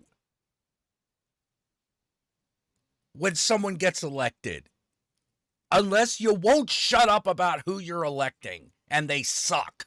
Then they'll blame you. Well, here in Ohio, I'm surprised this guy is still able to run. A guy named Bernie Marino for state senate. And Bernie Marino has lawsuits endorsed by Donald Trump, has several lawsuits against him from when he ran a car dealership here and stopped paying employees. Like, people had to sue him to get their money.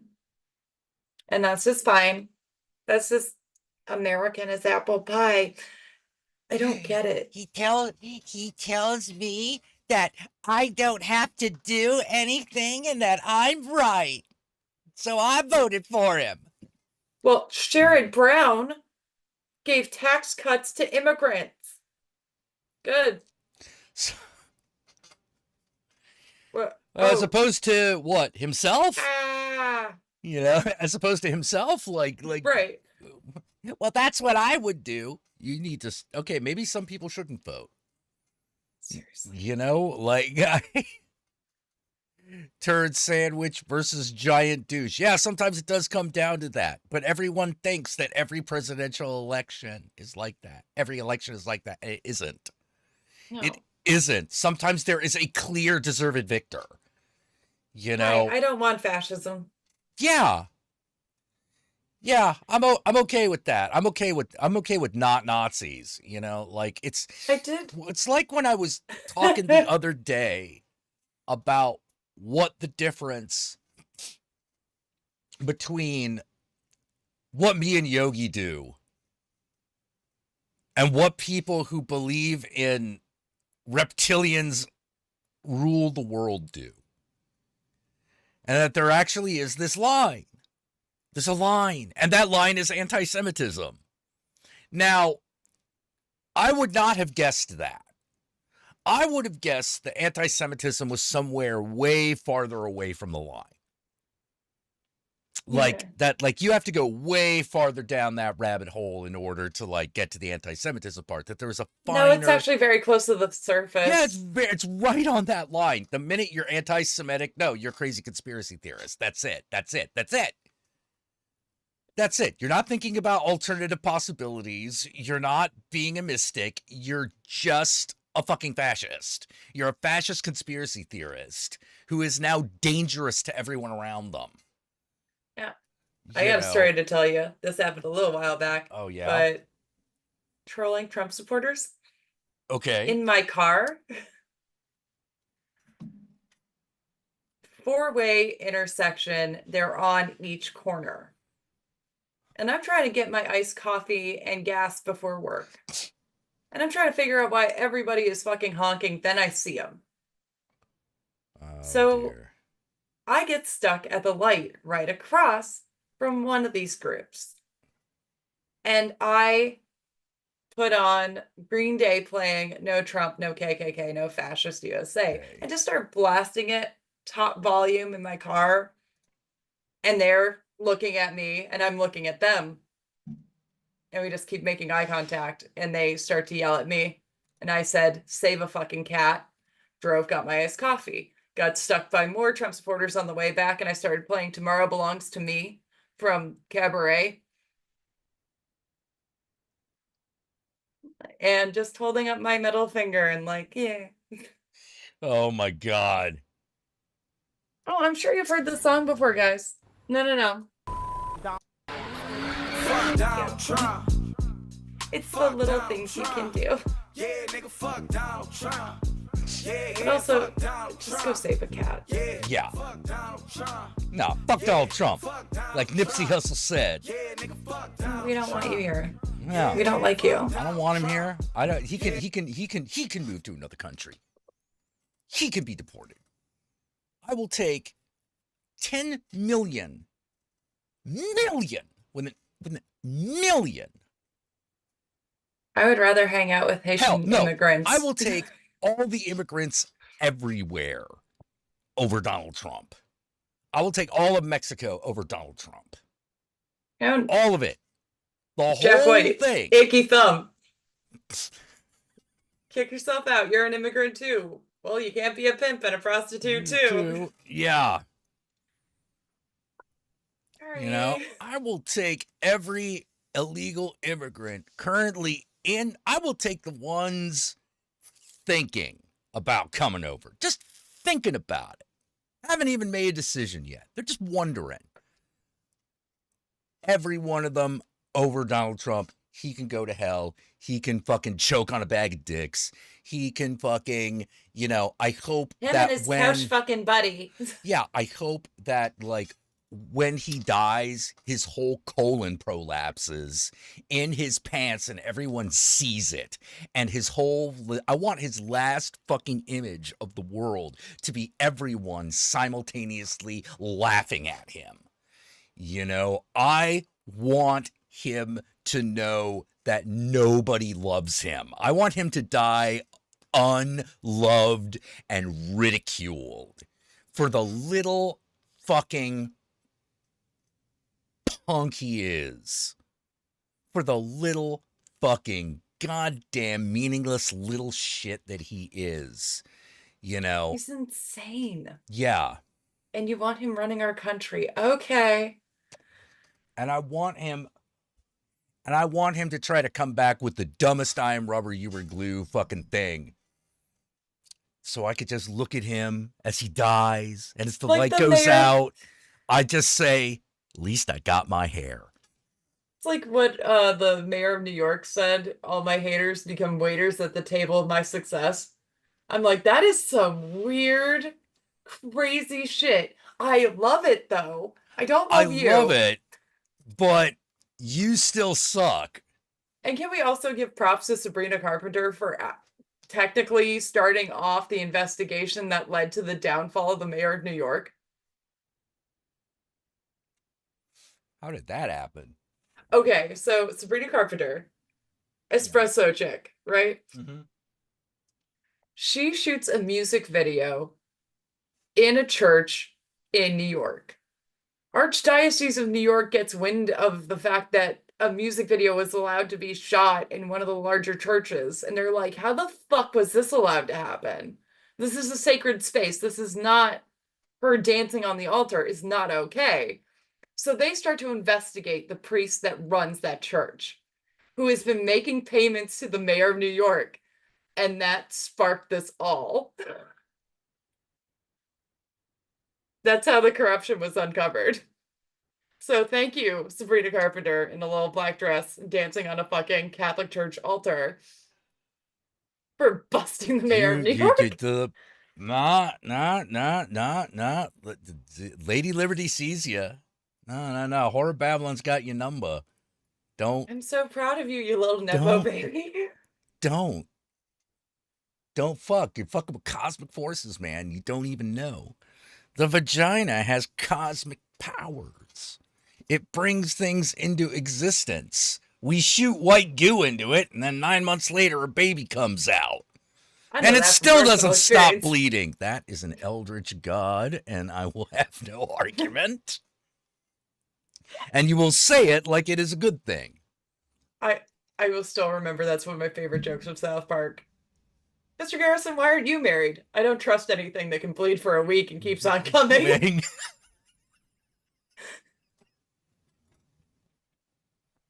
It's coming for you, you know? If you're not willing to get menstrual blood on your cock or lips, like, are you even a man? He says, wiping his mouth. The red carpet. You may do a chick on her period. I mean, I guess that's okay. No, walking an actual red carpet. What were you talking about? Ouch.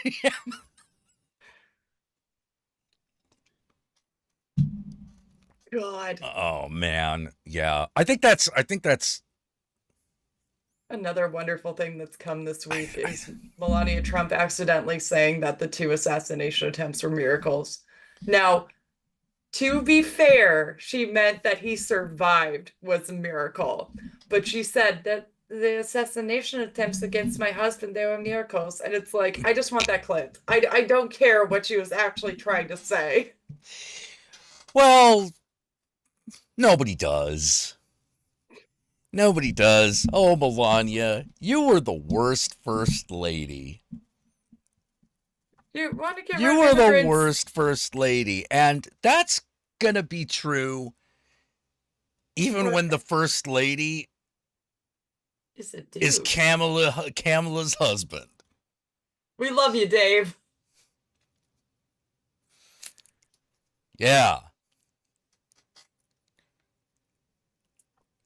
What the fuck did I just click on in recommendations? Yeah, if you don't want on period, you are gay, which is also okay. Wait, yeah, but if you won't On period, you were gay. Yeah, well, I mean, well, you don't have to be Yeah. gay to not want to. It doesn't necessarily make you gay. It just makes you less of a man, in my mind, in my eyes. You don't have to necessarily be gay, but you I know, mean, if I you like aren't women more aware than of, you. I like women more than you do. If you won't do that, to me that's and to plus, me that's a red badge of honor. but also there are some girls that are more than willing to find other options during that time, of Yes, that are equal or lesser. nature's lube. Blood is nature's lube. You know, Fuck. Just don't man, ask me take to that shake one out hands of with a penis. context. That That I just cannot gets do. worse. Well, blood is nature's lube. The fuck are you talking about? I just, ugh. Ah, well, less of a chance. There's not no chance doing it that way, but like, you know, that's why I always use condoms. That's why I think condoms should be free. That's why I think you should give them to people at Easter if you know you don't have any Yeah. chocolate. I think these should be given as stocking stuffers. I think that you should get one on your. I think you should get a box on your birthday, starting at age 12. You know, I am definitely pro all of that. Hell, I think they ought to have morning after pills in high school. Oh my God, yes. But dude, I'm so drunk. I don't know why I clicked, but I'm subscribing. We love you. Yes. Welcome.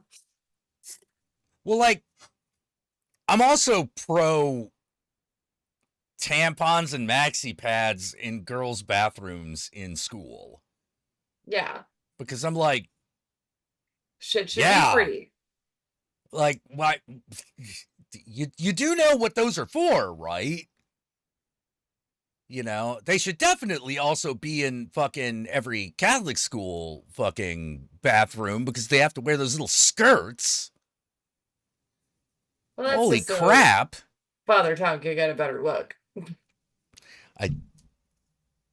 Like he's gonna not look if there are tampons involved. Is that it? Is that it? Are they literally like they're disgusted by tampons, so they don't want that there? I don't know. You know? And I don't want to know. Yeah, I don't need to know. Look. I never understood that like no contraception in school thing because I'm like, look, by the time you're in high school, you're old enough to be talking about this shit. Yeah. And you know, and I came of age in Oklahoma. And first off, my mother was like, these hicks are not teaching you about sex. That's number one. Thank you. Yeah. Thank God. But it's like, man, I got the...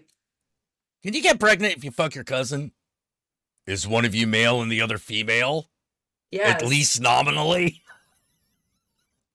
How many Yes. chromosomes off are you? Are you? Yeah, yes, of course. You know, Jack, the tampon string is the tail of Satan, and that's why you need it in you.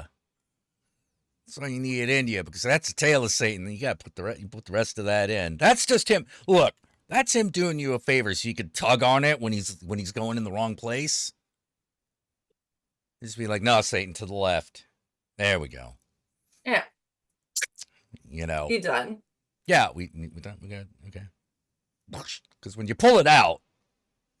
Well, for some reason, and I know this for a fact, there is a certain subsect of the Republican population that thinks that women get pleasure out of putting in a tampon. We don't. No, not really. It's not. Honestly, I get more pleasure out of watching, videos of baby geese crossing a road during that time because I'm an emotional mess and I just want to kill everything. Yeah. Also, a vagina is not a penis. It is related, but it's not quite the same. It's like broccoli and cauliflower. Even though they're the same plant, they're not the same vegetable. Did you know that, kids? That broccoli and cauliflower are technically the same plant? Yeah, they're just. Yeah. So are Brussels sprouts and broccoli. Those are also technically the same plant. When you're eating broccoli, you're eating little Brussels sprouts. My mind has just been blown. What the fuck? Yeah. They're all the same plant. They're just different strains. You know. Cool. Like weed. Yeah. Like weed. Yeah. You know, it's all weed, but there's a difference. But look,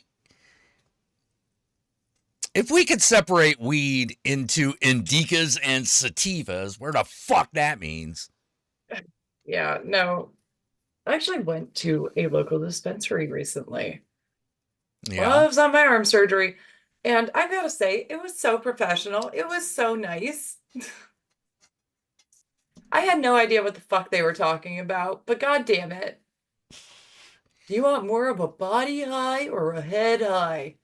I want the Who to sound even better. Can you give me something for that? I want weed. I forget where I saw that joke, but I always loved it. Want more of a body high or more of a head high? I want weed. Look, dude, if I gotta be really honest with you, I just got some Theodore Sturgeon books, and I'm gonna smoke up. I'm gonna read them, and I just want these books to really start popping off the pages. So if you don't mind, just give me whatever does that. Yeah. Yeah. Please. Yeah. Oh, and just in case you forgot. Donald Trump. Fuck Donald Trump. Yeah, nigga, fuck Donald Trump. Yeah, fuck Donald Trump. Yeah, fuck Donald Trump. Yeah, fuck Donald Trump. There are more lyrics to that, but do you really need them? There are more lyrics in this song than just Fuck Donald Trump by Nipsey Hussle, but I'm going to tell you, like, that's really all you need. Yeah, no. You know, that's just really all you need. And whenever someone tried to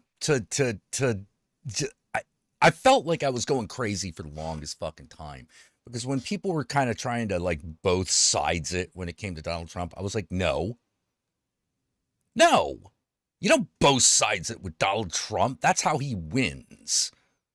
You know, that's how that motherfucker wins, because you start doing that stupid shit where you start thinking, well, how bad could he really be compared to everything else? Pretty fucking bad. Really fucking bad, you know, because not only is he an asshole, not only is he like an underhanded fucking cheapskate piece of shit, he's also stupid. He's massively stupid. He is just smart enough to be horrifically, destructively stupid, and no smarter. Like, he's got an IQ of what, 70? And you're like, that's average. That's dumb. 70 for an IQ is bad. It's not great. If you're like, your IQ test comes back 70, you either need to retest or just go, wow, I'm stupid. No one should listen to me. You'd think people would understand that, but they don't. Yeah.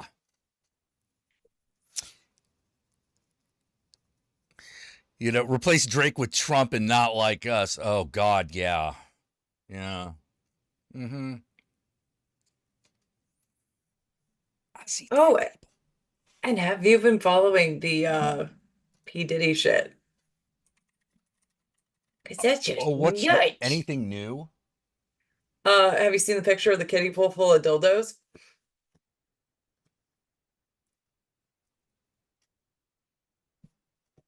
What? Yep. The sheriff's department posed with all the nail-shaped objects that they pulled out of the house, 713, I think. And they had like a little kiddie pool just filled with fucking P. Diddy's dildos. And I was like, P. Diddy's dildos? All right. I see dead people.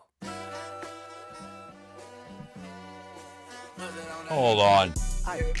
Mustard on the beat, ho, Debo, any rap nigga nigga, he a freak though. Man down, call her Amber Lambs, tell him breathe, bro. Nail a nigga to the cross, he walk around like Tizo. What's up with these jabroni ass niggas trying to 784 dildos have been seized. Mama, how many options you really got? How Oh, many sure, options? I'm took a picture with it. body, I'm John Stockton. That's a lot. Put your ass and hide the Bible if God watching. Sometimes you gotta pop out and show niggas. Certified boogeyman, I'm the one that up the score with him. Walk him down whole time, I know he got some hoe in him. I mean, they're a colorful lot. I mean, there's just them lined up on the floor. But yikes on a goddamn bike. I also, if my president's gonna be a criminal, I need him to be smart enough not to get caught. Wait, there's the photo of the cops. I will fucking send it to you on... Ah, damn it. I can only send it to you on your phone. Because I've looked it up on my phone. Damn it. Is that Snoop? No, that's Kendrick. You're not familiar with They Not Like Us? Hold on. I see dead people. Go play it, please. I need to step up my collection. Aye. Monster on the beat, ho, Debo, any rap nigga, he a freak though. Man down, call her Amber Lambs, tell him breathe, bro. Nail a nigga to the cross, he walk around like Tizo. What's up with these jabroni ass niggas trying to see Compton? The industry can hate me, fuck them all and they mama. How many options you really got? I mean, it's too many options. I'm finna pass on this body, I'm John Stockton. Beat your ass and hide the Bible if God watching. Sometimes you gotta pop out and show niggas. Certified boogeyman, I'm the one that up the score with him. Walk him down whole time, I know he got some hoe in him. Pull on him, extort shit, bully the flow on him. Say Drake, I hear you like I'm young. You better not ever go to cell block 1. To any bitch that talk to him and they in love, just make sure you hide your little sister from him. They tell me Chubb's the only one that get your hand-me-downs. And party at the party playing with his nose now. And Baca got a weird case, why is he around? Certified lover boys, certified pedophiles. Wop, wop, wop, wop, wop. That fuck him up. Wop, wop, wop, wop, wop. I'ma do my stuff. Why you trolling like a bitch, ain't you tired? Trying to strike a chord and it's probably A minor.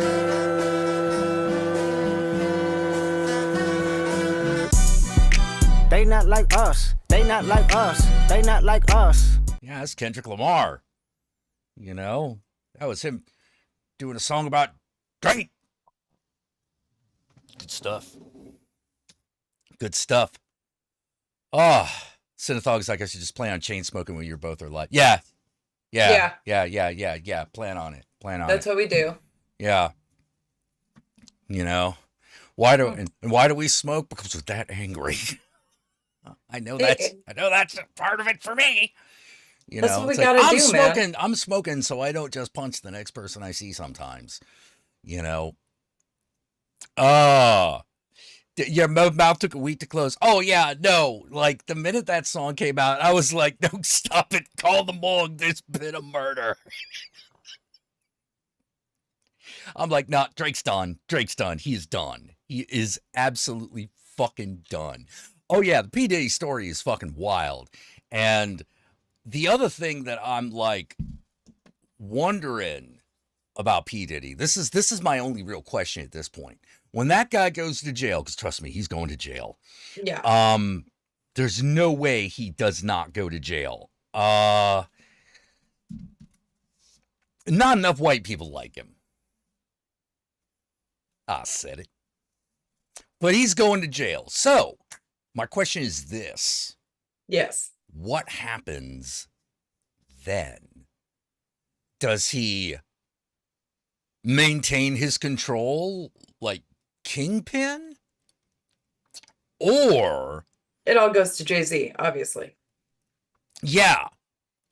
Or does everyone he ever fucked over in prison all of a sudden want peace? I think that. I think it's going to be that second one. Because it could be like, oh yeah, hey, how you doing, P. Diddums? They how turn you into doing, fucking Diddums? Rorschach. You know, how's it going? Don't drop the soap. Don't go in the shower. You know, like. Actually, you might not want to sleep or have your back turned. Don't sleep, eat, talk to anybody, anything. Oh my God. Yeah, his victory lap in that battle. Holy shit. Well, no, the victory lap was that concert where he got like everybody to come up and sing that song. People I didn't even know who were involved. I just love there was somebody that did actually try to like unwrap this whole beef between Kendrick and Drake, and they ended up with like the conspiracy theory whiteboard of like everybody involved, and I'm like, this is fucking amazing. No. Drake pissed off a lot of people. He pissed off so many people. You know, so many of the wrong people. And He's yeah. been pissing people off since Degrassi. Yeah, for real, right? You know. And let's not talk about like the weird relationships Yeah, over the years. P. Diddy might not live. You know, that's what he's looking at. Well, they had him on suicide watch for a while too, so They did. They had him in fucking I can't believe let me put it this way. They had him in fucking Dudes Bros cell. What oh God. What's his fucking name? Epstein. They had him in Epstein's cell. That tells you what he's going down for. Yeah. Surprised he made it out. That, just putting a man in that cell is a threat. Putting him in that cell is a suggestion, right?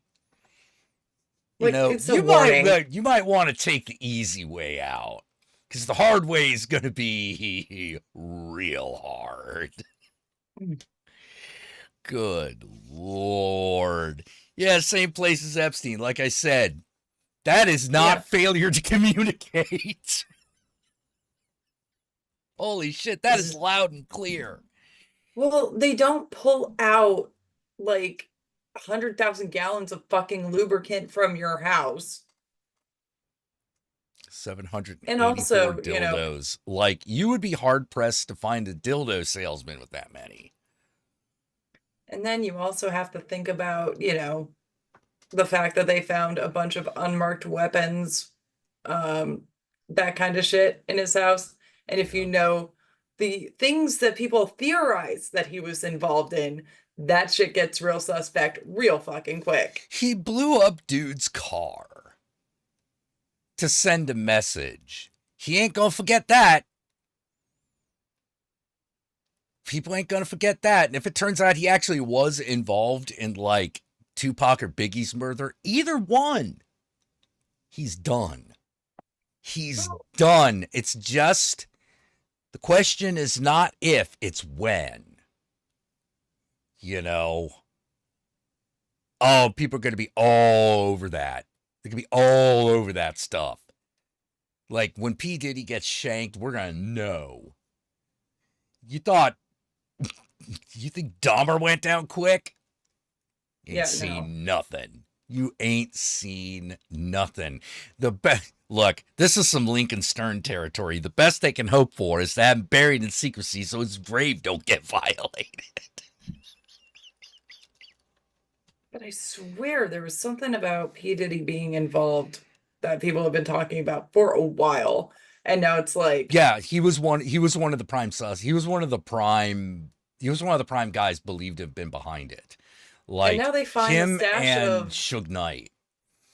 But then they find the stash of like weapons with the serial numbers filed off. It's like, yeah, that you don't just have that for nothing.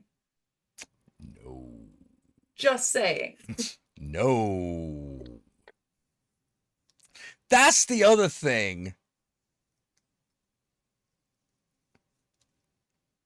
Look, I'll just say it this way. Hey, conservatives out in the middle of rural nowhere who like believe that you need guns in order to defend yourself and that you will win in a civil war.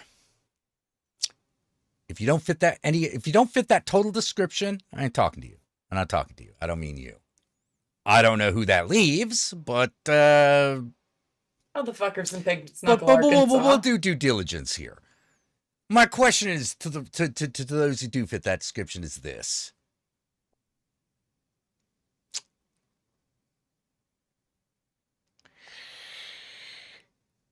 Are cities full of guns or not?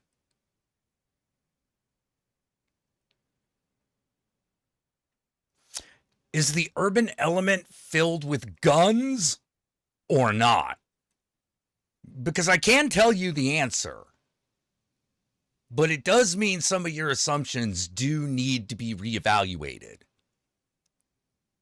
Because, yeah, there are, in fact, a lot of guns in cities. Yes. But there are far fewer mass shootings in cities. I will tell you, when I became aware of gun ownership here in Cleveland, when the Cavs won the playoffs years ago, I was downtown with a friend, and the way that city lit up with gunfire. Yep. The people are just popping it off in their front lawn, and I'm like, I haven't, what the fuck? Dude, one of the funniest. This was my big, defund the police. What the fuck are they doing? What good are they? Was seeing a cop roll up into an area of Brooklyn, Oakland. You know, and it's one of those, like, random dude is doing donuts. Yeah. You know, people are firing off automatic weapons in the air. And I mean, like, automatic fucking weapons, man. Like, fucking AK. You know? Yeah, what was the big one? What was the big one that was really popular for a while? Not the AK-47. That's a real gun. Uzi? No, it was the AR-15. There you go. Which, to be fair, is a real gun. Yeah. It exists. It's more firepower than you need. But that's not what these guys had. These guys had, like, AKs. You know, like, that's a more serious weapon by a lot. Yeah. Fuck people, you're trying to take down trucks with that shit. Anyway, the cops roll in.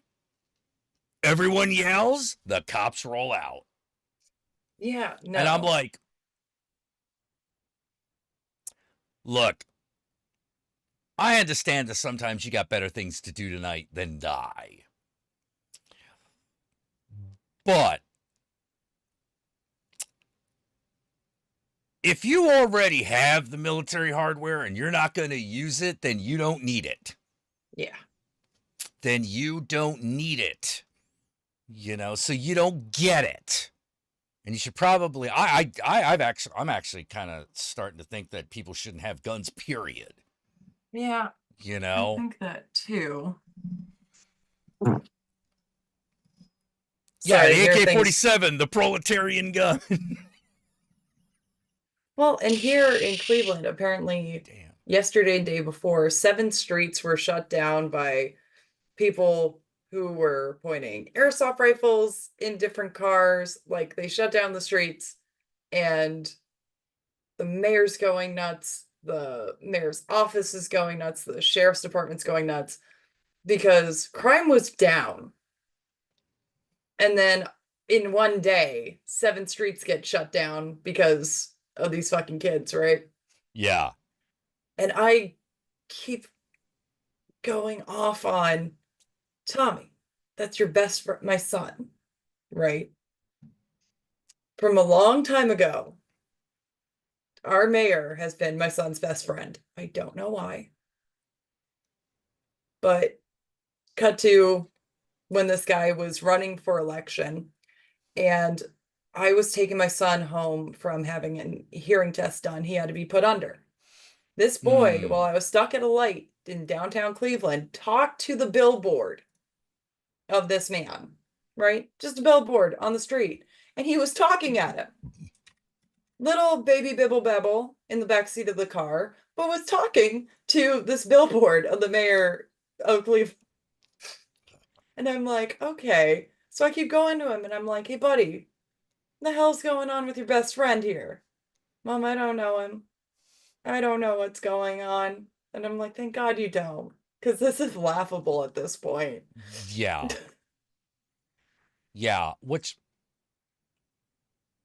by the way, secret joy of parenting unlocked. When your kid is on medication,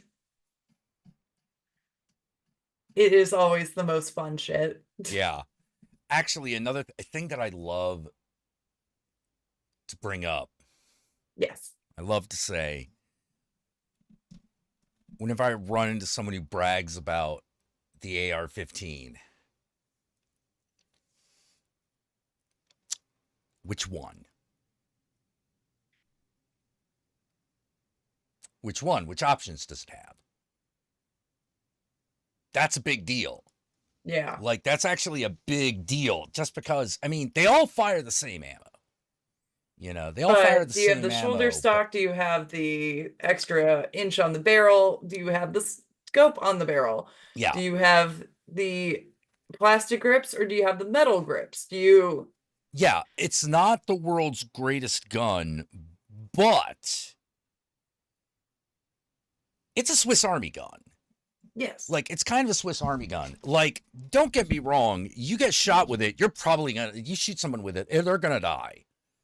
You know, well, what more do you really need? But, like, you're not going to be going up against, like, you're not going to be going up against an armored target with that thing. It's not, that's not what it's designed for. It's not even as, it doesn't even really have the penetration value of the M16. Which, by the way, M16 is a real gun, in my opinion. Right. Nice old one, you know, nice old, reliable, you know, it's like the Colt revolver, you know. Yeah. It's good, reliable. Well, we've got, I own guns. I actually got rid of my gun recently. I don't blame you. I do not blame you. I have a younger brother. He took it, which I was totally fine with. I had a 38 special.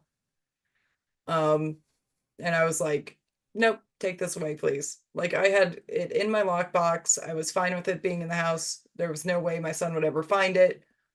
But things happened. I was like, nope, we don't need this in the house anymore. Yeah. We got my grandfather's shotgun. We have my grandfather's gun. We have the gun that we got back from the cops,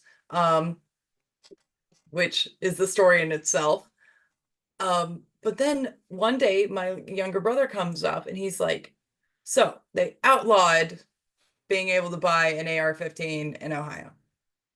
Okay. I'm like, yeah, good. Yeah. That's a great thing. I'm glad that happened. Well, me and Kate were able to get some before the ban happened. So if you ever want to shoot it off. No. Why do you own it? Why do you guys need AR-15s? Well, they banned them. Now it's a collector's item. Yeah. Explain the thought process here. They love guns. They love guns. And when people say that they love guns, I can't argue. I won't argue. I won't argue if someone says they love guns. Guns are fun. I love guns. Shooting a gun is fun. I do not have one because I do not want to shoot myself with it. You know, because just because I'm a terrible shot. Not just because I'm a terrible shot. You know, I get really depressed and I don't want it. I don't want that temptation around. Yeah. You know, I don't want that temptation around. You know, even if I believed wholeheartedly that no one would ever harm themselves with a gun that I owned, which to be fair, which I do not, by the way, because shit happens. Because I tell you what I believe. Learn that one the hard way. Yeah, shit happens. You know, oh, hey, Jord. So sad, like the nuclear deterrent war, because you against guns, but like everyone around me has them and it feels stupid to not to. I know what you mean. I know what you mean, but like for me, it really is that whole thing about you're more likely to hurt someone or someone that you care about with a gun. That is what bothers me beyond all belief.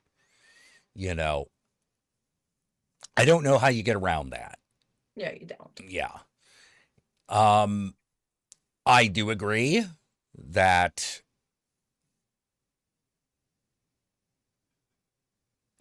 I don't want to, let me put it this way.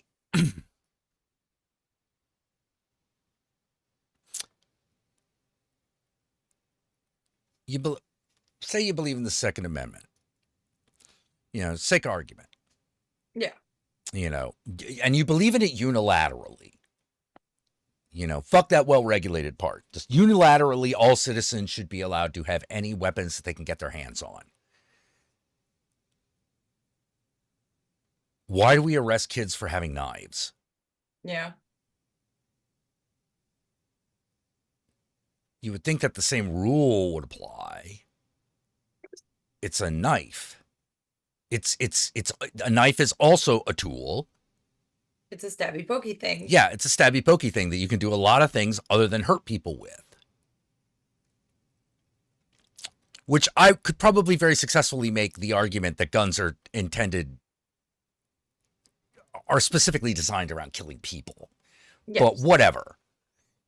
I could drop that for the sake of this argument. A knife is a pokey stabby thing that you can do other things with. You could eat with it. Mm-hmm. But we still arrest kids for having them. I thought a bad guy with a gun, sense. Good guy with a gun. What about knives? Why is that different? Well, we'll go over there. Yeah. Run away. George says, of course, I'm in Sweden. I don't have a gun. It's illegal for me too. We have like 0 gun crimes. Yeah, isn't that amazing? Isn't that amazing? If you don't have guns, you don't have gun crime. It's kind of amazing. I thought at the very least America would do something when school shootings literally became a daily occurrence. Yeah. And they didn't. And so I'm like, don't. Oh, you're not gonna. You're just gonna let kids die. Well, then I don't have to listen to anything that you have to say on any other issue. Yeah. Because you're okay with leaving children at risk. You would rather protect a gun than a kid. Okay. And that's sad. We're done. We're done here. I will be right back. Oh, no problem.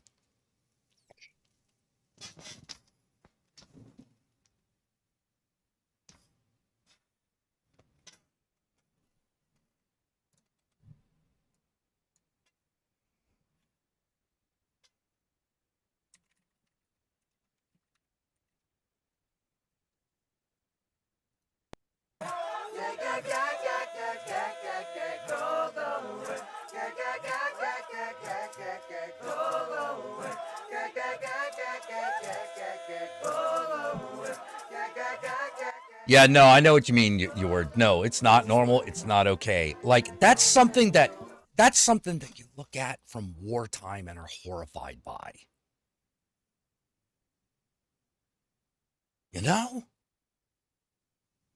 That's supposed to be, you put children through this. That's supposed to be, that's a call to stop and never let it happen again. Nah. This is just a huge segment of the American voting populace that is just like, no, we want this. We want this.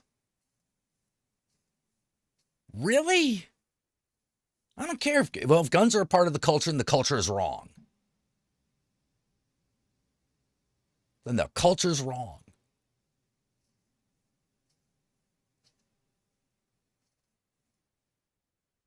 Why don't we take away some of the biggest guns? No, can't do that.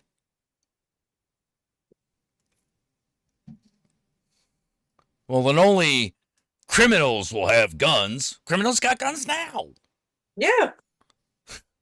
I'm not trying to get, look, I'm not mission accomplished, will not be accomplished when all guns are gone. I'm saying, hey, wouldn't it be nice if we only had a school shooting every other day? Wouldn't What if that it be was an rare? improvement? Remember when that shit was rare? Don't you miss it a little? I miss it a lot. But we made school... I can't believe we made school shootings cool. Yeah. That disgusts the fuck out of me. And I know what I blame. Well, I blame anti-woman culture. I blame patriarchy. I really do. Because here's the thing. When a culture is less sexually restrictive, which by nature patriarchal societies are very sexually restrictive, because it's all about trying to mold the next generation on the genetic level. It is. It's really upsetting. Anyway, when you stop doing that, you have fewer incels. Because people are willing to give you a shot. They're willing to give you a freebie.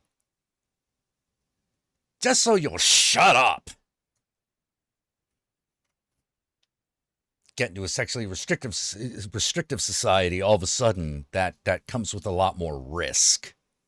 You don't want to have to be attached to that guy. You know, if you're like, no, I just pity fucked him and want him to go away.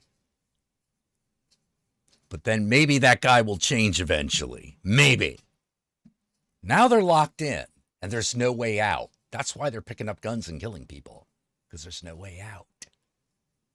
And that's why I hate these conservative chuds. Sorry, I'm being real fucking like roses and sparkles and you know, well, candies and kittens. As much as you want to believe that the world is a soft white pink bunny rabbit and it's just soft and pretty and everything's great. Oh, it's man, not. I would love to. I would love to. Sweden has grenade crime? Whoa. Okay, I'm going to say this. I'm kind of impressed, Sweden. Okay. Because, man, no. Think about that. Guy fucking comes up to you with a gun. You're like, oh, you're an American. You're like, oh, God, this again. Oh, shit.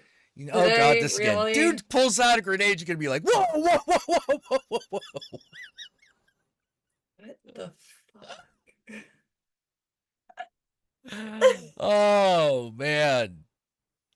Oh, I love, yeah. I don't mind if you're a gun lover and you love it like a little boy loves trucks and earth movers, but both of those require special training. They all require special training to use properly and to be trusted with. You know, I'm like, can we at least go that far? You know, I'm willing to even do it the other way, which is you're allowed to own a weapon until you're proven not to be trustworthy with it. Nope, can't do that either. Oh my God. Soon it's going to be grenade crimes. Oh my God. Oh. Yeah. This is America also has a Loki diss at Drake. Yeah, I didn't recognize it until the Drake thing happened. I was like, wait a minute. Yeah, there are a lot of rap songs that all of a sudden I realized were about Drake that I didn't get at the time. Holy shit. I had no idea. But my whole thing is nothing makes me smile more than a well-armed liberal.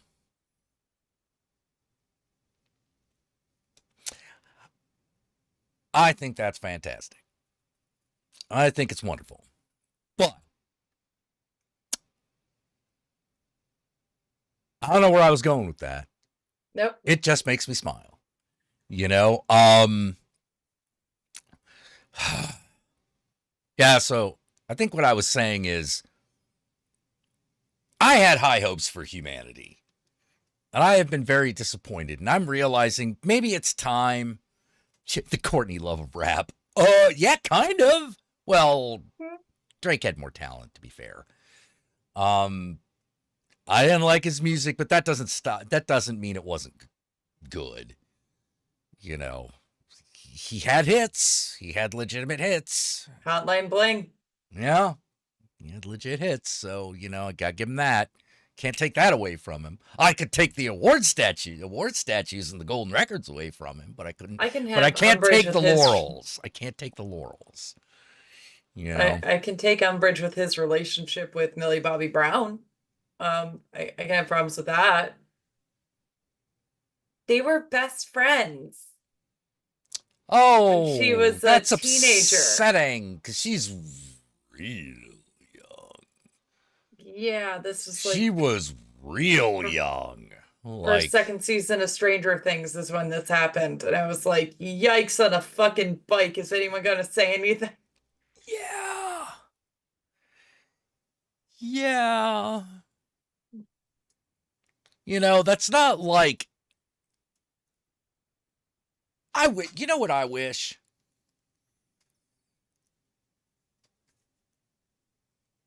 I wish I wasn't wrong every single time that I met a dude who I thought was honestly a nice guy and compared them to Mr. Rogers, but I was always wrong.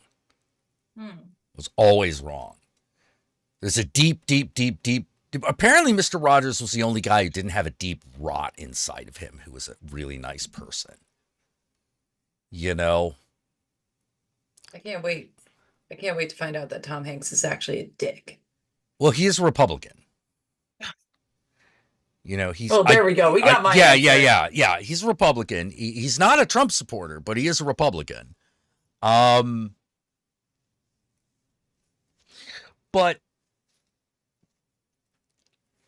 almost everybody else, and I have just come to the conclusion that I am like, look, the reality nice is as nice does. Oh.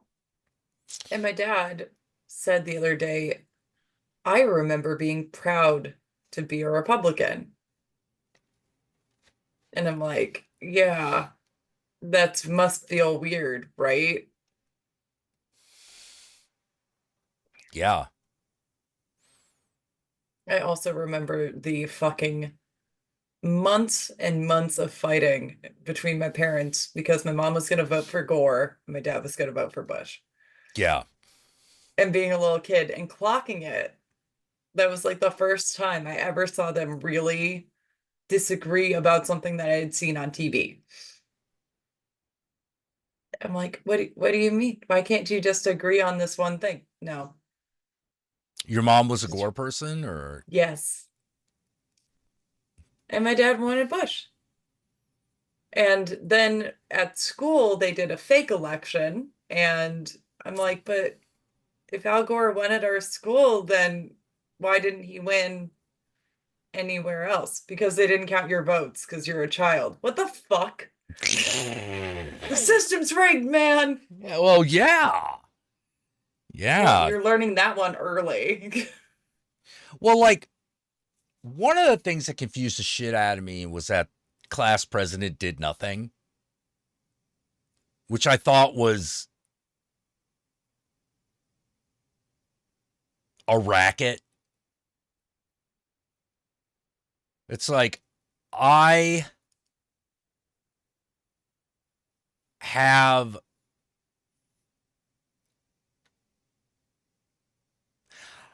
am bad at politics because I love to play fair. Because whether or not anyone truly realizes it, playing fair is actually kind of mean. Playing fair is actually kind of mean. It's one of the things I like about it. It's like, oh, well, the rules say, you know, Malicious compliance. Malicious compliance, indeed. And when it comes to democracy, that is how I feel. You know, it's like, oh no, we're going to do this fair and square. We're going to do this as fairly and squarely as possible at all points, at all turns. You know, did you stamp it 3 times? Well, I mean, does that really matter? Yes, it does. Go back. Why are you making me do this? It's the rules. Did you get the last signature? Yeah. Okay. Oh, I'm sorry you filled it out in blue pen. It can only be filled out in black. I can bureaucrat. I can bureaucrat. I can be petty. I'll be petty as hell. You know, it's easy. It's very easy. You know, so when people talked about malicious compliance, I was like, oh, I know all about that. Oh, You yeah. know, I also know a lot about monkey wrenching. You See, know, like here's the best malicious compliance thing I ever did, and I actually got company policy changed. You need to start taking your 30-minute break. Well, I don't have time during my shift to take a 30-minute break, and I'm too worried about people falling or call lights going off. So you tell me when I can take my 30-minute break. You can take your 30-minute break at any time. Cool. So I'm going to leave 30 minutes early every day. And I did for months. And when they asked, what the hell are you doing? Well, I'm taking my break. Yeah.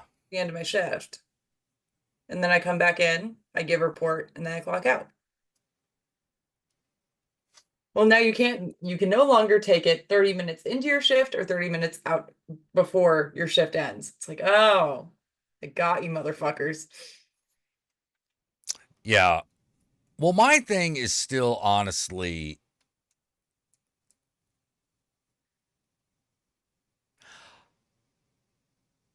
the way I probably would have handled that as a manager. Mm-hmm. Okay. But to keep it a break rather than clocking out, you have to stay on premises. Yep. I would just go out, smoke.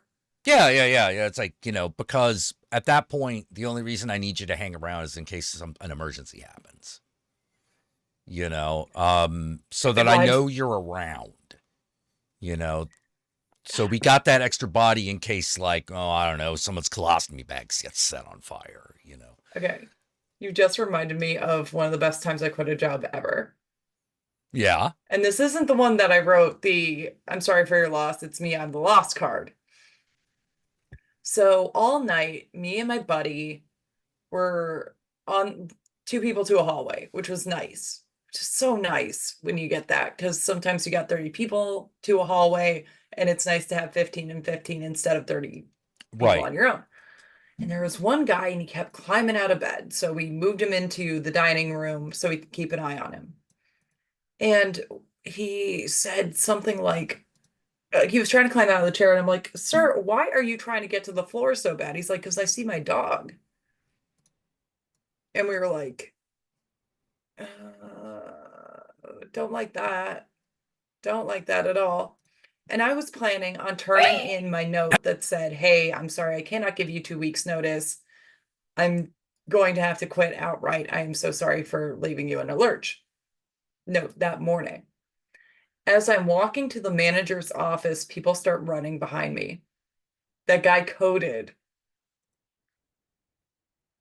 As I was taking the elevator down, I dropped off the note and left. So you're like, yeah, I'm quitting today. I'm done. No, Walk this is out. exactly why I'm leaving. Because I'm tired of like cleaning up a guy who covers himself up in shit. Okay, I was ready to fucking quit last night. I had a woman, right? And I have been on a rehab floor. They put me on the dementia unit where I broke my arm last night. Oh, right. Right. Now, there's nothing wrong with dementia patients. I've worked with dementia patients for many years, with my arm being the way it is, and I'm still healing. It's going to take a bit for me to be 100% normal again. You don't get this rockin' arm scar and just get they had to put like a metal splint in there, didn't they? Titanium plate and 9 screws. And right now there is bone forming around the metal plate. So that's fun. Oh, does that mean they have to go in there and like take it out? They might have to. Oh, geez.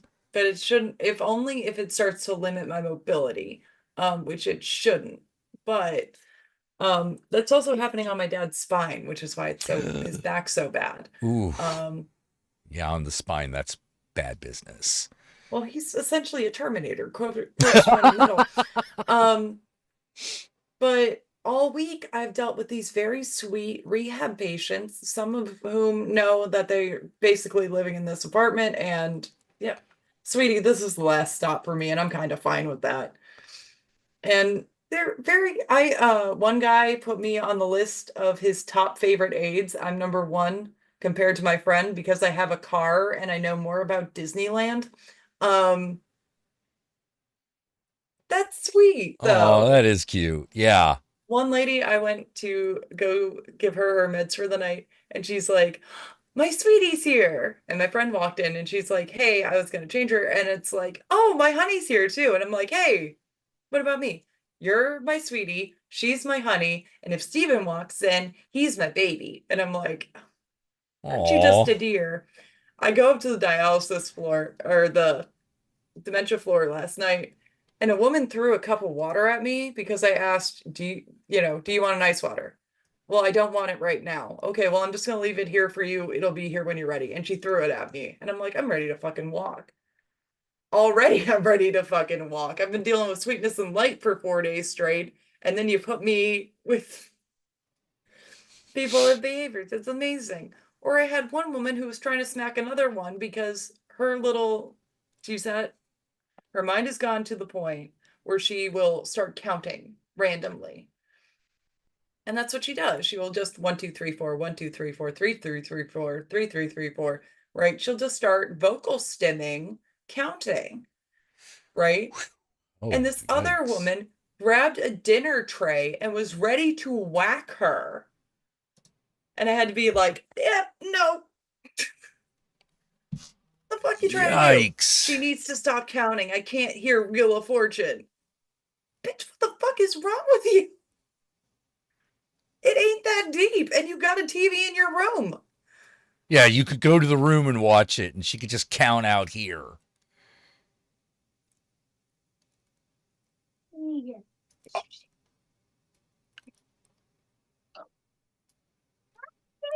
It begins. Hi.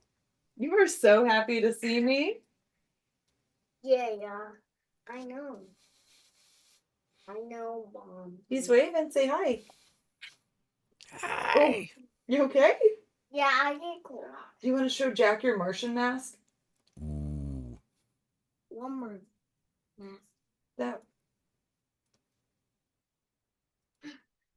Oh, I gotta show him by putting it on. You're gonna show him by putting it on?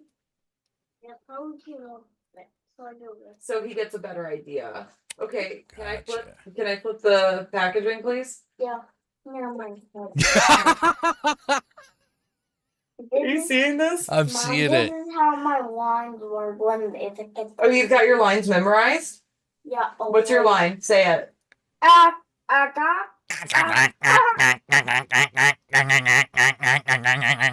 great? Yeah, that's my line. We went with the.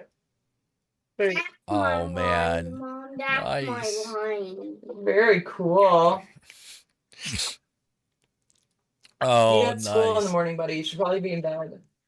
No way, Mom. I didn't talk about my starting. Oh, you got Lego Star Wars, yeah. No Lego starting too. Oh, yeah, you've got the Clone Wars game. Let me talk. Oh, buddy, you can't talk. I don't want to be back to bed.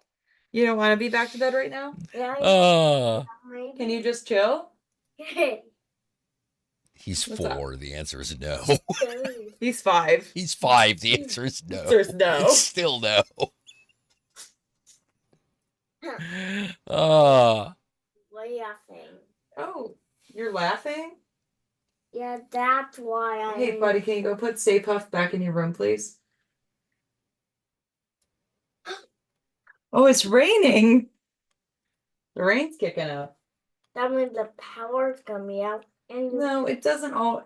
He has been scarred. We had a thunderstorm here, and then the power went out. So Oh, now he yeah, thinks every yeah, time yeah. it rains, the power's gonna go out. No. You have to wait for it to start lightning and thunder before that happens. Power out this, like Kimmy says it made saddle puppets. Oh, you kept safe by making shadow puppets. And you know what this is? Which one's that? A bird. A bird. And you know what this is? Moose. You got it! Cuckoo. Cuckoo. You know what this is? Cuckoo. Bunny. Oh, good. I got my. Now, when you can do the T-Rex like Killer Clowns from Outer Space would be great. No, wait. I know how to make it T-Rex. Oh yeah, you're doing it. Shit. All right. Buddy, this is not the best room to do shadow puppets in, okay? Yeah, I got to Jack when my school it had a power outage in the generator that Phil I wasn't. The generator got turned on? No, turned off when the power went out at my school. Wow. So one night I was on me. Yeah, but tomorrow the generator got fixed. Yay, the generator got fixed. And I like the Frankenstein thing. Yeah, I gotta go put those back up on the wall after the stream. No. Can I talk? Well, buddy, you're talking all the time. The question is, can you listen? Can you please go back to your room? I'll let you take the sandworm. Oh, I was gonna watch some TV in the living room. Okay, well, take the sandworm with you. We got a sandworm squishmallow. Yeah. Wait, they have such things? Yes. Shh. Oh, that's what that Mommy is. bought Walmart. Oh. Mommy bought it off Walmart. Yeah, I bought it from Walmart. Yeah, but It's super cute. like Yes. her out of there. Oh yeah, Josh got this for me. It's Mothra. Oh, Yeah. that's right. Yeah. And then I have a frog that's named Ellison that just looks pissed off, and I thought it was the most perfect thing. One, two, wait. Oh yeah, you do have Ellison here. Yay! This is Ellison, and he is a pissed off punk frog. As Yeah, but is right. Appropriately named by the Squishmallow Corporation. As is right. Wait. Yes, honey. I got some. One more. How much more crap can you? No. When you How much have your, stuff do we have in this room? Oh yeah, stay put. it's a stable Oh no. marshmallow man door greeter.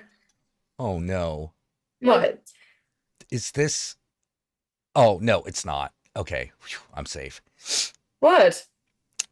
I saw Halloween greeter Beetlejuice sandworm, Oh. and I thought What did Jack say? I thought that it was one of those giant inflatable things that you put in front of your house. No, it's not. It's only about that big.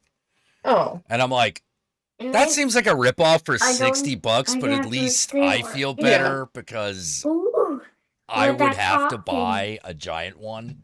does he have? Yeah, Stay no. Puft? I would want a giant one. Yeah, he saw Stay Puft, honey. Yeah, but he has a two. Save us too with this. Yeah, You can call me when you're done talking. I will. Yes. Okay. I love you. You just get whoa. Give me my Ellison and I'll give you yours. Oh, this Because is mine has the tag. this. Dankeschön. Yeah, and tell Jack I paint them nail polish on them. Oh, you painted nail polish on him. Yeah, I remember. Because he needed sparkles. Yeah. I thought the original Harlan Ellison needed sparkles as well, but you know. When the black nail polish Yeah, honey, we don't need to go over every time you spilled nail polish. It's cool. Ah, How? I do kids not. doing stuff. You still here hold the last one when I go to the living room. Hold it.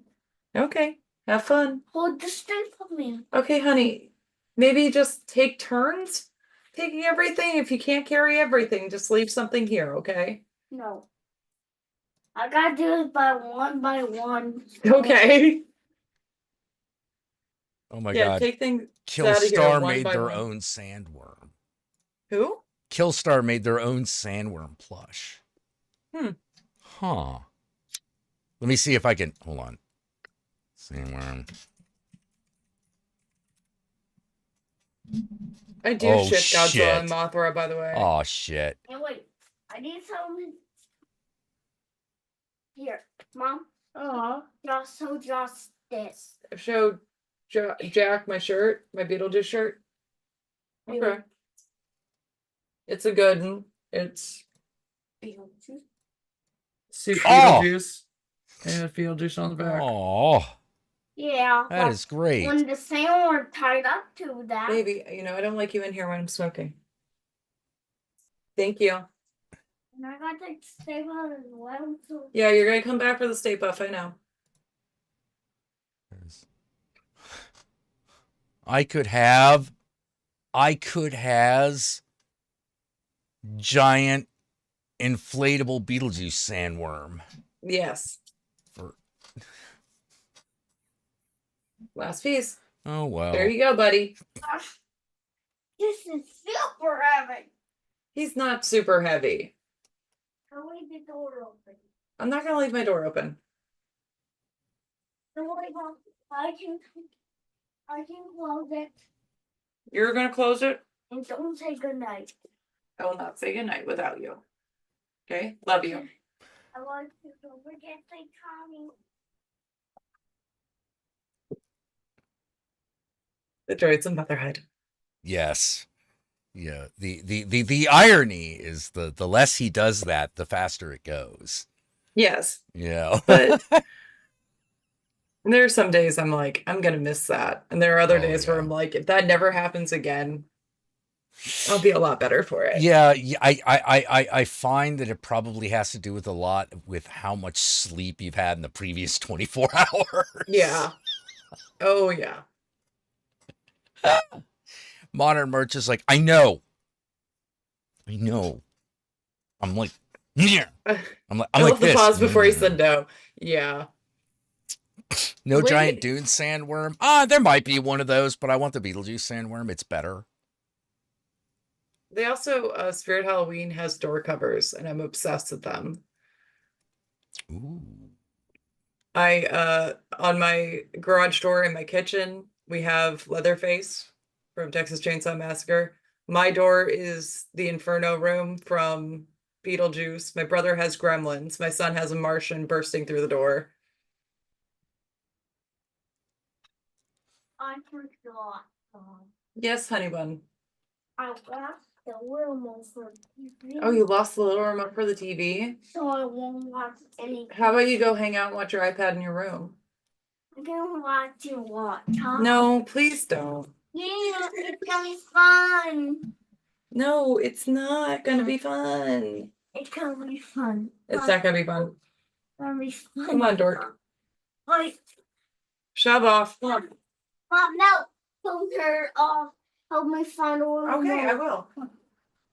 Yeah. And don't leave your mask on the floor. That's how it's gonna get stepped on. Mom, I got to show you where I put the watermelon. Okay, show me where you put that switch box. I love that.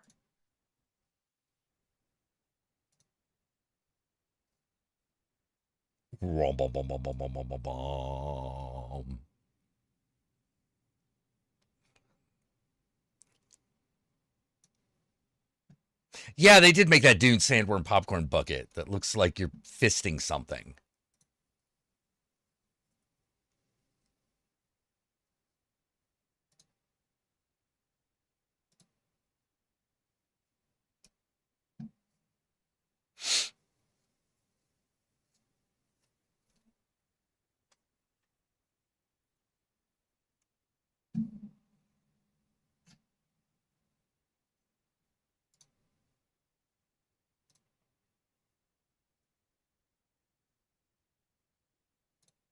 It is a good dildo holder.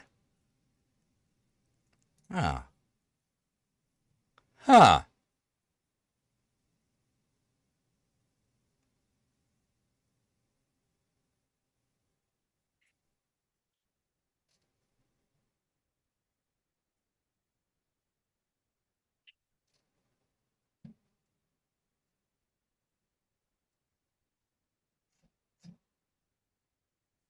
Turn it down.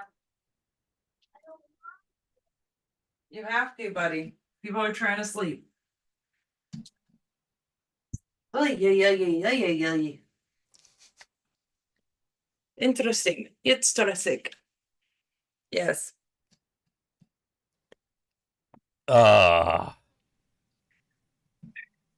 Yes. Oh boy, man. Maybe I should. Keeps me young. He what? He keeps me young. Yeah. Until he starts making you old. Yeah, you'll be like, Yeah, no. And then he does some shit, and I'm like, I am ancient. Oh man. Shit that I look at my dad and I'm like, you wouldn't have let me get away with that in the 90s. I'm just letting you know now.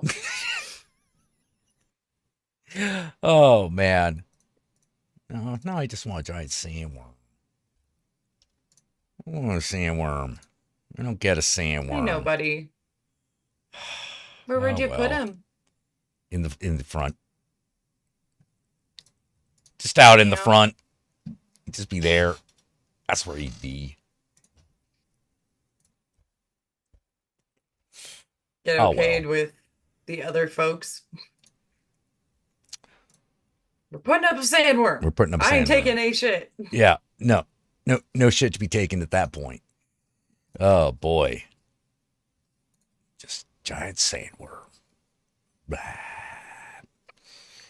Maybe a little sand, maybe another. Man, I could probably do Beetlejuice. Yeah. If I really want, if I just got the stripy outfit together, You're quick enough. Yep.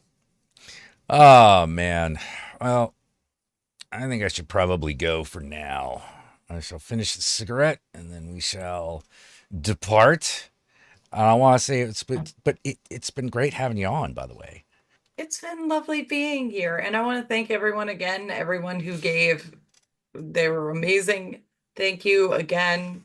You came in clutch. I appreciate it. Indeed. I want to especially thank Cinethog for donating the $10 to me personally. By the way, yeah, she got the $20. Yes. Yeah, we had to do a little financial shuffling, but like we were able to do it. Or a giant tremor, a graboid. I'd also like a graboid. If we were here listing off all the things we want, man. So sometimes I do that. Sometimes I do that. That's fine. Yeah, but let's take a minute to appreciate the things we do have, like Hellhound. Woo! Like Harlan Ellison CD. Yes. Which one is that? On the Road Volume 1, which has the Did You Really Mail a Dead Gopher to an Editor?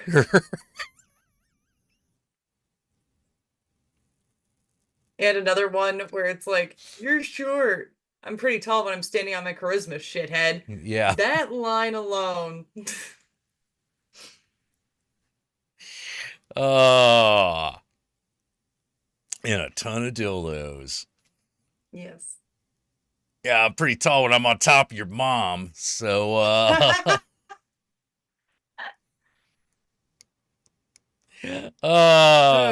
God. Man. All right. So I want to thank all of you in the pit as well. Thank you for coming down. Had a great time. I will see you again tomorrow. Yeah, it was fun talking to you too. And until next time, remember, Ave Satans, Disco Inferno, and Satan and I love you all very much. Hail Satan. Wash your ass.